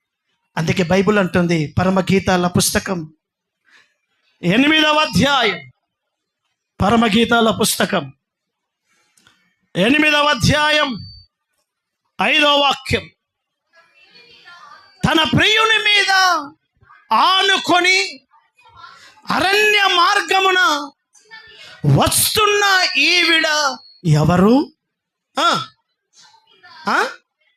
జల్దరు వృక్షము కింద నేను నిన్ను లేపి తిని. ఆ జల్దరు వృక్షము కింద నీ తల్లికి నీ వలన ప్రసవ వేదన కలిగెను. నిన్ను కనిన నీ తల్లి ఆ జల్దరి వృక్షము క్రిందనే ప్రసవ వేదన పడింది. హల్లెలూయా. చదవమస 2 చేతులెత్తి గట్టిగా హల్లెలూయా. జల్దరి వృక్షం, యాపిల్ ట్రీ ఎవరో తెలుసా? మన ప్రభువుకి సూచన. అడవి వృక్షములలో జల్దరు వృక్షం ఎట్లున్నదో పురుషులలో నా ప్రియుడు అట్లున్నాడు. జల్దరు వృక్షం అంటే క్రీస్తుకు సూచన. ఇప్పుడు బైబిల్ అంటుంది, సంగమా అరణ్య మార్గములో యేసు మీద ఆనుకొని వెళుతున్న సంఘాన్ని గురించి అంటున్నాడు, నేను నిన్ను జల్దరు వృక్షము కింద లేపుతున్నాను, పురికొల్పుతున్నాను. యేసు అనబడుతున్న దేవుని సంఘములో సంగమా పురికొల్పబడు. దేనికి? అచ్చటనే. ఇదిగో ఈ సంఘములో కూర్చున్నావే, ఈ సంఘములోనే నీ తల్లి అనగా నిన్ను కన్న సేవకుడు, నిన్ను కన్న సేవకురాలు ప్రసవ వేదన పడితే నువ్వు ఇక్కడ ఉన్నావు. నీవు కూడా ఇక్కడ ప్రసవ వేదన నేర్చుకో. హల్లెలూయా. చదమ హుషారుగా హల్లెలూయా. అనేక సంఘ బిడ్డలు ఇప్పుడంతా మీరేం తప్పుగా అర్థం చేసుకోకండి. దేవుడు నిర్దేశించిన మార్గంలో డెలివరీ లేదు. కడుపు చీల్చాలి, పైకి తీయాలి. తెలుసా ఆవిడకి ఏమన్నా కడుపు నొప్పి తెలుసా? పురిటి నొప్పులు తెలుసా? నార్మల్ డెలివరీ అయిన వాళ్ళకి తెలుస్తాయి పురిటి నొప్పులు. దేవుడు నిర్దేశించిన మార్గంలో రాకుండా అడ్డదారిగా బయటకి వచ్చే శిశువులకి, అడ్డదారిగా కన్న తల్లులకి, అంటే సైంటిఫిక్గా అది సమస్య ఏం కాదు, ఆపరేషన్ చేసి తీసేసుకుంటారు, దాని ఆత్మ సంబంధంగా చెప్తున్నాను. కానీ పెంచి సంఘాన్ని ప్రభురాకడకు సిద్ధపరిచిన వాడికి తెలుస్తుంది బాధ ఏంటో, బాధ్యత ఏంటో అర్థమవుతుందండి. ఎక్కడో కని పెంచిన పిల్లలను అర్థమవుతుందండి. ఈరోజు పట్టణంలో, మహానగరంలో, హైదరాబాద్లో వాళ్ళ సంఘాలకు, మా సంఘానికి 1,00,000 మంది, మా సంఘానికి 10,000 మంది వస్తారంటారు. వాడికి అన్నాడా వాళ్ళని? వాళ్ళ కొరకేమన్నా ప్రయాసపడ్డా? వాళ్ళ కొరకేమన్నా ప్రసవ వేదన పడ్డా? ఉద్యోగం కోసం వచ్చారు, సంఘంలో జాయిన్ అయ్యారు, అంతే. ప్రసవ వేదన పడితే తెలుస్తుంది. అందుకే దేవుని వాక్యం అంటుంది, సంగమా నేను నీ తల్లి జల్లరు వృక్షము కిందనే ఆమె ప్రసవ వేదనతో నువ్వు కన్నబడ్డావు కనుక ప్రసవ వేదన లేని సంఘముగా మనము ఉండకూడదు. హల్లెలూయా. చదమ హుషారుగా హల్లెలూయా. నీ కుటుంబాన్ని గురించి నీకు భారం ఉండాలి. నాకు చాలా బాధాకరమైన విషయం అంటే తెలుసా, ఆ రోజు నుంచి ఈ రోజు వరకు, రేపు యేసు రాకడ వరకు, నేను ఈ భూమి మీద ఉన్నంత వరకు నేను ఒక సంఘాన్ని నాకు 10 రూపాయలు ఇవ్వనని అడగలేదు, నేను అడగను కూడా. నేను ఎక్కడ విశ్వాసుల విషయంలో మెంటల్గా కన్నీళ్లు పెట్టుకుంటానంటే నశించిపోతున్న వారి కుటుంబాన్ని గురించి ఈ సుమంత చింత లేదు, వారి జీవితాల గురించి సుమంత చింత లేదు, ఆత్మ సంబంధమైన భారం లేదు, దేవుని గురించిన బాధ్యతలు లేదు. ఒక మాటలో చెప్పాలంటే బరువు అస్సలు ఏమీ లేదు, బరువు లేదు. గర్భంలో ఏమి లేదు, గర్భం లేదు, అసలు గర్భసంచే లేదు, అందుకే గర్భం కావడం లేదు. 24 గంటలు ఒంటరిగా వచ్చావు, రేపు ఒంటరిగా పోతావు బొందలోకి. ఆ తర్వాత నీ కుటుంబం ఖాళీ, నీ ఇంటికి సువార్త చెప్పేవాళ్ళు లేడు. 20 ఏళ్ళు ఉన్నావు నీ ఇంట్లో, మీ ఆయన అట్లనే ఉన్నాడు, మీ అమ్మ అట్లనే ఉంది, మీ నాన్న అట్లనే ఉన్నారు. అయిపోయి కాలం అయిపోయింది. రేపు మళ్ళీ నీ ఇంటికి ఆ ఘనమైన దేవుని సువార్త మోసుకొచ్చేవాడు ఎవడు? రేపు నీ అన్న గురించి, నీ తల్లి గురించి ఎవరు చెప్పాలి లెక్క? యోసేపు అంటాడు, యూదా మీ తండ్రిని, యూదా నీ తమ్ముడైన బెన్యామీనును తీసుకొస్తే తప్ప ఇక్కడి నుంచి నువ్వు వెళ్ళకూడదు. ఆ యూదా తండ్రి అయిన యాకోబు దగ్గరికి అంటాడు. యాకోబు అంటాడు యూదాతో, వెళ్ళండి, ఐగుప్తు దేశంలో ఆహారం ఉందని విన్నాను, వెళ్ళి తీసుకురండి. అప్పుడు యూదా అంటాడు, మా తమ్ముడు వస్తే తప్ప అతడు మా ముఖం చూడొద్దని చెప్పాడు. మీ తమ్ముడైన బెన్యామీనును మాతో పంపిస్తేనే యోసేపు ముఖం చూస్తాం మేము, లేకపోతే ఆయన మాకు స్ట్రిక్ట్గా వార్నింగ్ ఇచ్చాడు, మీ తమ్ముడిని తీసుకొని వస్తే తప్ప నా ముఖాన్ని మీరు చూడొద్దు అని అన్నారు. నేను అంటున్నాను, నీ తమ్ముళ్ళను, నీ అన్నలను ఎవరు తేవాలి? చేత కాకుండా విడిచిపెట్టేశావు. అర్థమైందా నీకు? చేత కాకుండా ప్రార్థన చేసి చేసి చేసి ఉపవాసాలు ఉండి వీడు మారేటట్లేడు, వీడి జీవితం సెట్ అయ్యేటట్లేదని చెప్పి విడిచిపెట్టావు. సపటిదాకా నీ బతుకేదో నువ్వు చూసుకుంటున్నావు. అర్థమైందా? ఒక వ్యక్తిని కనడం ఎంత కష్టమో నీకు అర్థమైందా ఇప్పుడైనా? అందుకనే ఒక ఆత్మను కట్టడానికి ప్రయత్నించు. హల్లెలూయా. ఒక ఆత్మను కాపాడడానికి ప్రయత్నించు. ఒక వ్యక్తిని ఎంత వీలైతంత ప్రభువులో నిలబెట్టడానికి ప్రయత్నించు. అందుకే పరిశుద్ధ గ్రంథం అంటది, మీకా పుస్తకం 4వ అధ్యాయం 10వ వాక్యం. మీకా గ్రంథము 4వ అధ్యాయము 10వ వాక్యం. సియోను కుమారి ప్రసూతి, ఒక ప్రెగ్నెన్సీ కలిగిన స్త్రీ వలెనే నీవు వేదన పడి ప్రసవించు. ఆ మాట ఇంగ్లీష్లో చదువు ఒకసారి.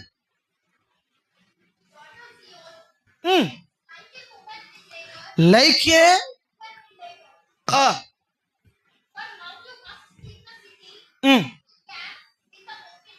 హల్లెలూయా. దేవుడు అంటున్నాడు, సియోను కుమారి ఒక ప్రసవ వేదన పడిన ఒక స్త్రీ వలె నీవు ప్రసవించాలి. ఆలోచించు. అయ్యా బ్రదర్, మాది పలానా సంఘం అని మనం చెప్పుకుంటున్నాం కదా, మంచిదే. కానీ సంఘం ఏదో దేవుడు చూపించాడు. ఎవరికి? యోహానికి. నా పేరు పెట్టబడిన నా ప్రజలు, రేపు మహాదేవుని సింహాసనం ముందు నిలబడే ప్రజలు, ఏది నా సంఘమో నేను చూపిస్తాను అని చెప్పి చూపించాడు. ఏంటి ఆ సంఘము అని అంటే, పురిటి నొప్పులు కలిగిన సంఘం. ప్రాంతం కోసం ప్రార్థన చేద్దాం. ఒక చిన్న ఉపవాస కూటం పెట్టాం. ఇదిగో మన పట్టణం కోసం ప్రార్థన చేద్దాం. ఒక ఆల్నెట్ పెట్టాం. ఇదిగో మన ప్రాంత క్షేమం కొరకు ఒక 2 రోజులు మీటింగ్లు పెట్టాం. ఆ క్షేమం కోసం, ఆ గ్రామస్తుల కొరకు ప్రార్థన చేద్దాం. ఆ గ్రామంలో కూటం పెట్టాం. రండి ప్రార్థిస్తాం. టైం లేదు.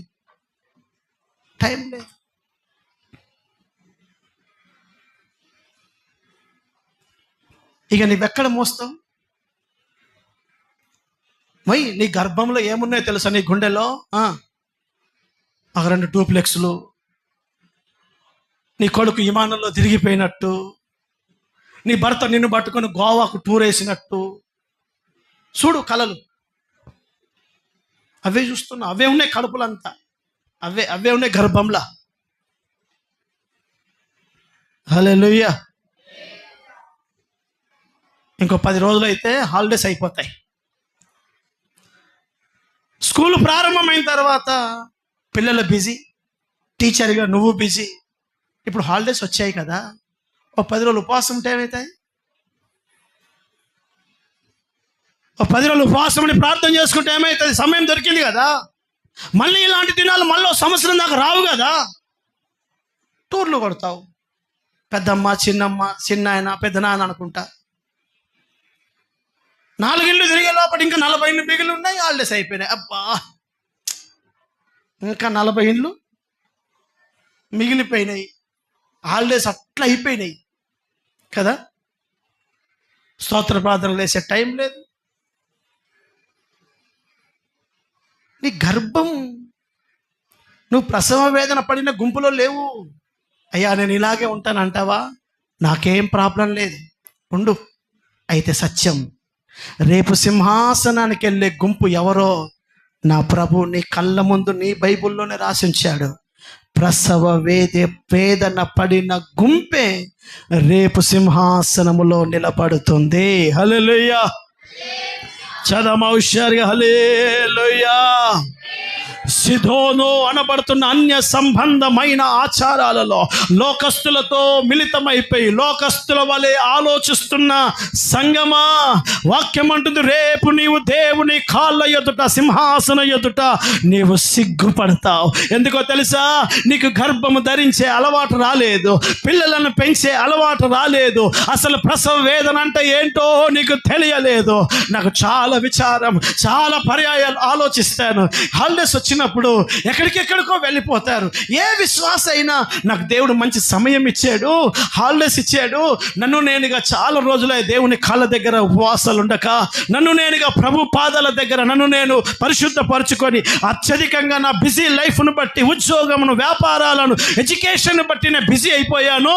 నాకు డ్యూటీ లేదు. ఇప్పుడు కాస్త పిల్లల టెన్షన్ లేదు. ఉదయమే 5 గంటలకు లేచి టిఫిన్ బాక్స్ రెడీ చేసే అవసరం ఇప్పుడు ఏం లేదు. 7-8 గంటలకు లేచినా పర్వాలేదని ఒక రాత్రో 2 రాత్రుల్లో, నా నెలలో ఒక 4 రాత్రుల్లో ఆల్నెట్ ప్రేయర్ ఇంట్లో వేసుకుంటే ఏమవుతుంది? ఒక 2 రోజులు ఉపవాసం ఉంటే ఏమవుతుంది? ఎటు పోదాం, అటు పోదాం, ఎటు పోదాం. నువ్వేంతో నీ భావమే చెప్తాది, నీ భావమే చెప్తాది. ఆలోచించు. ఒక జనాన్ని కనడానికి ఒకరోజు ప్రసవ వేదన చాలదు. ఈ ఊరును కనడానికి ఇప్పటికి 17 ఏళ్ళు అయిపోయింది. ఏం కాలే. ఒక గర్భవతి కన్నట్టుగా 9 నెలల్లోనే అన్నీ అయిపోవు. శరీర సంబంధమైన పిండాన్ని కనడానికి 9 నెలలు చాలు. కానీ ఒక వ్యక్తిని నాశనములో నుంచి తీసుకొచ్చి యేసు రక్తంలో కట్టడానికి బైబిల్ అంటుంది, ఒక జనాన్ని కనడానికి ఒకరోజు ప్రసవ వేదన చాలదు. అయితే ఒక చివరి మాట చెప్పి నేను ప్రార్థన చేస్తాను. అద్భుతమైన మాట ఏంటో తెలుసా? అదే 66వ అధ్యాయం యెషయా పుస్తకం 66వ అధ్యాయం 8-9 వాక్యాలు మళ్ళీ చదవండి ఒకసారి. 7 నుంచి చదువుతుండండి దయచేసి గట్టిగా. ప్రసవ వేదన పడక మునుపు ఆమె పిల్లలను కనినది, నొప్పులు తగలక మునుపు మగపిల్లను కనినది. అలాంటి వార్తను ఎవరు వినిరి? అట్టి సంగతులు ఎవరు చూచిరి? ఒక జనాన్ని కనుటకు ఒకనాటి ప్రసవ వేదన చాలునా? ఒక్క నిమిషంలోనే, ఒక్క రోజు ప్రార్థనలోనో, ఒక పూట ఉపవాసంలోనే అన్నీ అయిపోవు. ఒక్క నిమిషములోనే ఒక జనము జన్మించునా? ఇదిగో సంఘానికి ఒక వాగ్దానం అంటున్నాడు. సీయోనుకు ప్రసవ వేదన కలుగగానే ఆమె బిడ్డలను కనెను. నేను ప్రసవ వేదన కలగా చేసి పిల్లలు కనిపించక నేను మానుతానా? హల్లెలూయా. ఇదిగో సంగమా, రాత్రి పగళ్ళు నిజంగా నువ్వు నీ నశించిపోతున్న నీ ఇంటి కొరకు, మీ ఆయన కోసం, నీ తల్లిదండ్రుల కోసం నువ్వు నిజంగా ఒక ప్రసవ వేదన పడిన గర్భవతిలాగా నొప్పులతో, భారంతో, కన్నీళ్లతో గనక ప్రార్థన చేస్తే వాక్యం అంటుంది, నొప్పులు తగిలిన అనుభవం నీకుంటే తప్పక కంటావు. హల్లెలూయా. తప్పక మీ ఆయన రక్షణ నువ్వు చూస్తావు, నీ కుటుంబ రక్షణ నువ్వు చూస్తావు, ఒక గొప్ప అద్భుతాన్ని చూస్తావు. ఎందుకో తెలుసా? దేవుని లేఖనం అంటుంది, సీయోనుతో చెప్పు ఈ మాట, సంఘముతో చెప్పు. ఏంటి? నొప్పులు, ప్రసవ వేదన పడిన తర్వాత నేను కనిపించకుండా ఉంటానా? పిల్లలను కనకుండా ఉంటారా? ప్రసవ వేదన ఉంది అని అంటే తప్పక పిల్లలను కంటావు. ఈరోజు కన్నీళ్లతో, ఉపవాసాలతో దేవుని కాళ్ళ దగ్గర దివారాత్రం ఈ పరిచర్యలో ప్రయాసపడుతూ ఒక నొప్పులు తగిలిన గర్భిణిలాగా ఒక దైవజనుడు, ఒక సంఘముగా మనం ప్రయాసపడుతున్నది నిజమైతే పక్కా ఒక సంతానాన్ని మనం కంటాం. హల్లెలూయా. ఒక గుంపును మన కళ్ళ ముందు మనం చూస్తాం, ఒక అద్భుతమైన సేవ మన కళ్ళ ముందు మనం చూస్తాం. కారణం ఏంటో తెలుసా? లేఖనం చెప్తుంది స్పష్టంగా, ఎవడికి ప్రసవ వేదనో వాడు పక్క సంతానాన్ని కంటాడు. అదే ధైర్యం. ప్రభువా, నా కళ్ళ ముందు ఖాళీగా ఉన్న స్థలం, నేను పడుతున్న వేదన, నేను పడుతున్న కన్నీళ్ళు, నేను విడుస్తున్న కన్నీళ్ళు, నేను ఉంటున్న ఉపవాసాలు, కొన్నిసార్లు ఉపవాసం ఉండి, ఇదిగో 7 రోజులు ఉపవాసం ఉండి గట్టిగా అరిచి వాక్యం చెప్పి ప్రకటనలు చేసి ప్రయాణాలు చేసి కొన్నిసార్లు చక్కరచ్చి పడిపోతానేమో, కొన్నిసార్లు గుండెలో అనిపిస్తుంది ఒంటరిగా ఉన్నప్పుడు, నేను చచ్చిపోతానేమో, నాకేమైనా అవుతుందేమో అన్న భయం గుండెని పీడిస్తుంది. నాకేమైనా అవుతుందా ఏంటి? ఎందుకంటే శరీరం పరిస్థితి చూసుకున్నప్పుడు ఏమైనా అవుతుందా? కాళ్ళు చేతులు తిమ్ములు వచ్చేసి నిలబడకుండా, లేవకుండా ఉపవాసాలు ఉండి కానీ ఆశ, ఈ నొప్పుల వెనుక ఒక గుంపు తప్పక మనం కంటాము. హల్లెలూయా. ఈ నొప్పుల వెనుక ఆశ ఒకటే, ఒక గుంపు కావాలి. నా ఊరు మారాలి, నా పట్టణం మారాలి, నా ప్రాంతం మారాలి, నా ప్రజలు రక్షించబడాలి. ఇదిగో నా గర్భంలో ఉన్నవి ఒకరోజు బయటకి తప్పకుండా వస్తాయి. నీ దాసునిగా, ఒక దైవజనుడిగా చెప్తున్నాను, నీ గుండెలో ఏది ఉందో అది ఒకరోజు బయటకు వస్తుంది. అర్థమవుతుందా? గడిచిన 10 సంవత్సరాలు 15 సంవత్సరాల నుంచి మనం ప్రార్థన చేస్తున్నాం. ప్రభా మాకు ఒక మంచి స్థలం కావాలని, ప్రభా మాకు ఒక మంచి వాహనం కావాలని. అనేక ప్రాంతాలు మన విశ్వాసులు 30 కిలోమీటర్లు 40 కిలోమీటర్ల దూరంలో ఉంటున్నారు. వెళ్ళి కూడిక జరిగించి విశ్వాసులను తీసుకెళ్ళి మళ్ళీ తేవడానికి కంఫర్ట్గా బస్సులు ఉండవు, ఆటోలు ఉండవు. ఏదైనా ఎంగేజ్ చేసుకొని వెళ్ళాలి అని అంటే 3,000 4,000 అంటున్నారు. వెళ్ళే సామర్థ్యం లేక చాలా పర్యాయాలు మేము ఒంటరిగా వెళ్ళిపోతాం. చాలా పర్యాయాలు కూడికలు కంఫర్ట్గా జరగకపోవడాన్ని బట్టి చాలా రోజుల నుంచి ప్రార్థిస్తున్నాను. ప్రభువా ఈ పరిచర్యకు ఒక వాహనం కావాలయ్యా, ఒక 10-15 మంది ప్రయాణం చేయగలిగే ఒక మ్యాజిక్ లాంటి వాహనం కావాలయ్యా. ఇదిగో అని ప్రభు కాళ్ళ దగ్గర 4 గోడల మధ్యలో గర్భములో అంటే గుండెలో పెట్టుకొని ప్రతి అవసరత, ప్రతి అక్కర, ప్రతి బాధ, ప్రతి అక్కర దేవుని కాళ్ళ దగ్గర పెడుతూ వస్తున్నాం. అయితే నా ధైర్యం, గర్భములో ఉన్న ఆ నొప్పి ఒకరోజు ప్రసవించక ఉండదు. హల్లెలూయా. ఒకరోజు వాహనం, ఒకరోజు అద్భుతమైన విశాలమైన స్థలం, అద్భుతమైన ఆశీర్వాదకరమైన పరిచర్య. ఈ కడవరి దినాలలో కన్నీళ్లతో ఉపవాసాలతో ప్రార్థన చేస్తున్న దైవజనుల కన్నీళ్ళు, సంగమా మన కన్నీళ్లను నా ప్రభు లేఖనం అంటుంది కనిపించకుండా, ఇదిగో పిల్లలు కనకుండా ప్రసవ వేదనతో ఉన్న సియోను గొడ్రాలుగా మిగలదు. హల్లెలూయా. కనుక సంగమా ఒక దైవజనుడిగా ప్రేమతో చెప్తున్నాను, భారం లేని విశ్వాసిగా ఉండకు, ఒక సిధోనుగా ఉండకు. రేపు నువ్వు తలదించుకోవాల్సి వస్తుంది సుమా. సిధోనుగా ఉండకు. నీ ఇంటిని ఒకసారి చూడు. మీ ఇంటికి వెళ్ళి రక్షణ లేని వారి date of birth Aadhaar card చూసుకోండి. వయసు ఎంత ఉందో. పెన్షన్ తీసుకున్న వాళ్ళు ఉన్నారు కదా, అర్థం కావడం లేదా? వాళ్ళ ఆయుష్ ఎప్పుడు ఏమవుతుందో తెలియదు. వాళ్ళు కాటికి వెళ్ళే దినాలు దగ్గర పడ్డాయని తెలియదా? చూస్తూనే ఉన్నావు, ధైర్యం లేదా? స్వార్థ చెప్పవు, ఉపవాసాలు ఉండవు, కన్నీళ్ళు కార్చవు. మరి ఎలా కంటావు అనుకుంటున్నావు? ఎలా నీ కుటుంబం దేవుని దగ్గరకు వస్తుంది అనుకుంటున్నావు? ఆలోచించు. నొప్పులు తగలకుండా ఎక్కడైనా పిల్లలను కనంగా విన్నావా? నీకు నొప్పి లేకుండా, నీకు బాధ లేకుండా, నువ్వు కన్నీళ్లు విడవకుండా నీ కుటుంబాన్ని నువ్వు ఎలా కంటావు? ఊరికే మాటలతో కాలాన్ని గడుపుతున్నావు. మా అమ్మకు చెప్పి చూశాను, మా నాయనకు చెప్పి చూశాను, పెళ్ళికా వాళ్ళు రారు, చెప్పితే వస్తే 2000 ఏళ్ళయింది యేసు ప్రభు చెప్పి. ఎవడు విన్నాడు? యేసు ప్రభు చెప్పే 2000 అయింది. భూదిగంత నివాసులారా నా వైపు చూసి మీరు రక్షణ పొందండి, నేనే దేవుడను అని సర్వశక్తి కలిగిన వాడు చెప్పి 1000 సంవత్సరాలైంది. చెప్పితే జరగదు. గర్భము ధరించు, కన్నీళ్లు కార్చు, వేదన పడు, రాత్రి పగలు పోరాడు. ఒక రోజు తప్పక నీ కుటుంబాన్ని నా ప్రభుని చేతిలో పెడతాడు, మన పట్టణాన్ని మన చేతిలో పెడతాడు.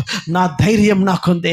నేను పడుతున్న నా వేదన, విడుస్తున్న కన్నీళ్ళు, ఒకరోజు ఒక గుంపును నేను చూస్తాను, ఒక అద్భుతమైన పనిని నేను చూస్తానని ధైర్యంతో ఉన్నాను. కానీ ఏమంటే తెలుసా? లేఖనం అంటుంది, ప్రసవ వేదన పడిన తరువాత ఒక మగ బిడ్డను తప్పక కంటుంది సంఘం. సంగమా నపుంసకురాలిగా మిగిలిపోకో.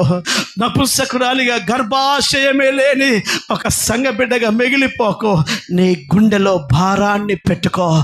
దేవుడు మనలని ఇంకా ఆ భారముతో నింపునుగాక. చేదము నింపునుగాక. అందరం దేవా నన్ను అట్టి భారముతో నింపుదువుగాక. హల్లెలూయా. అందరం లేచి నిలబడదాం దయచేసి.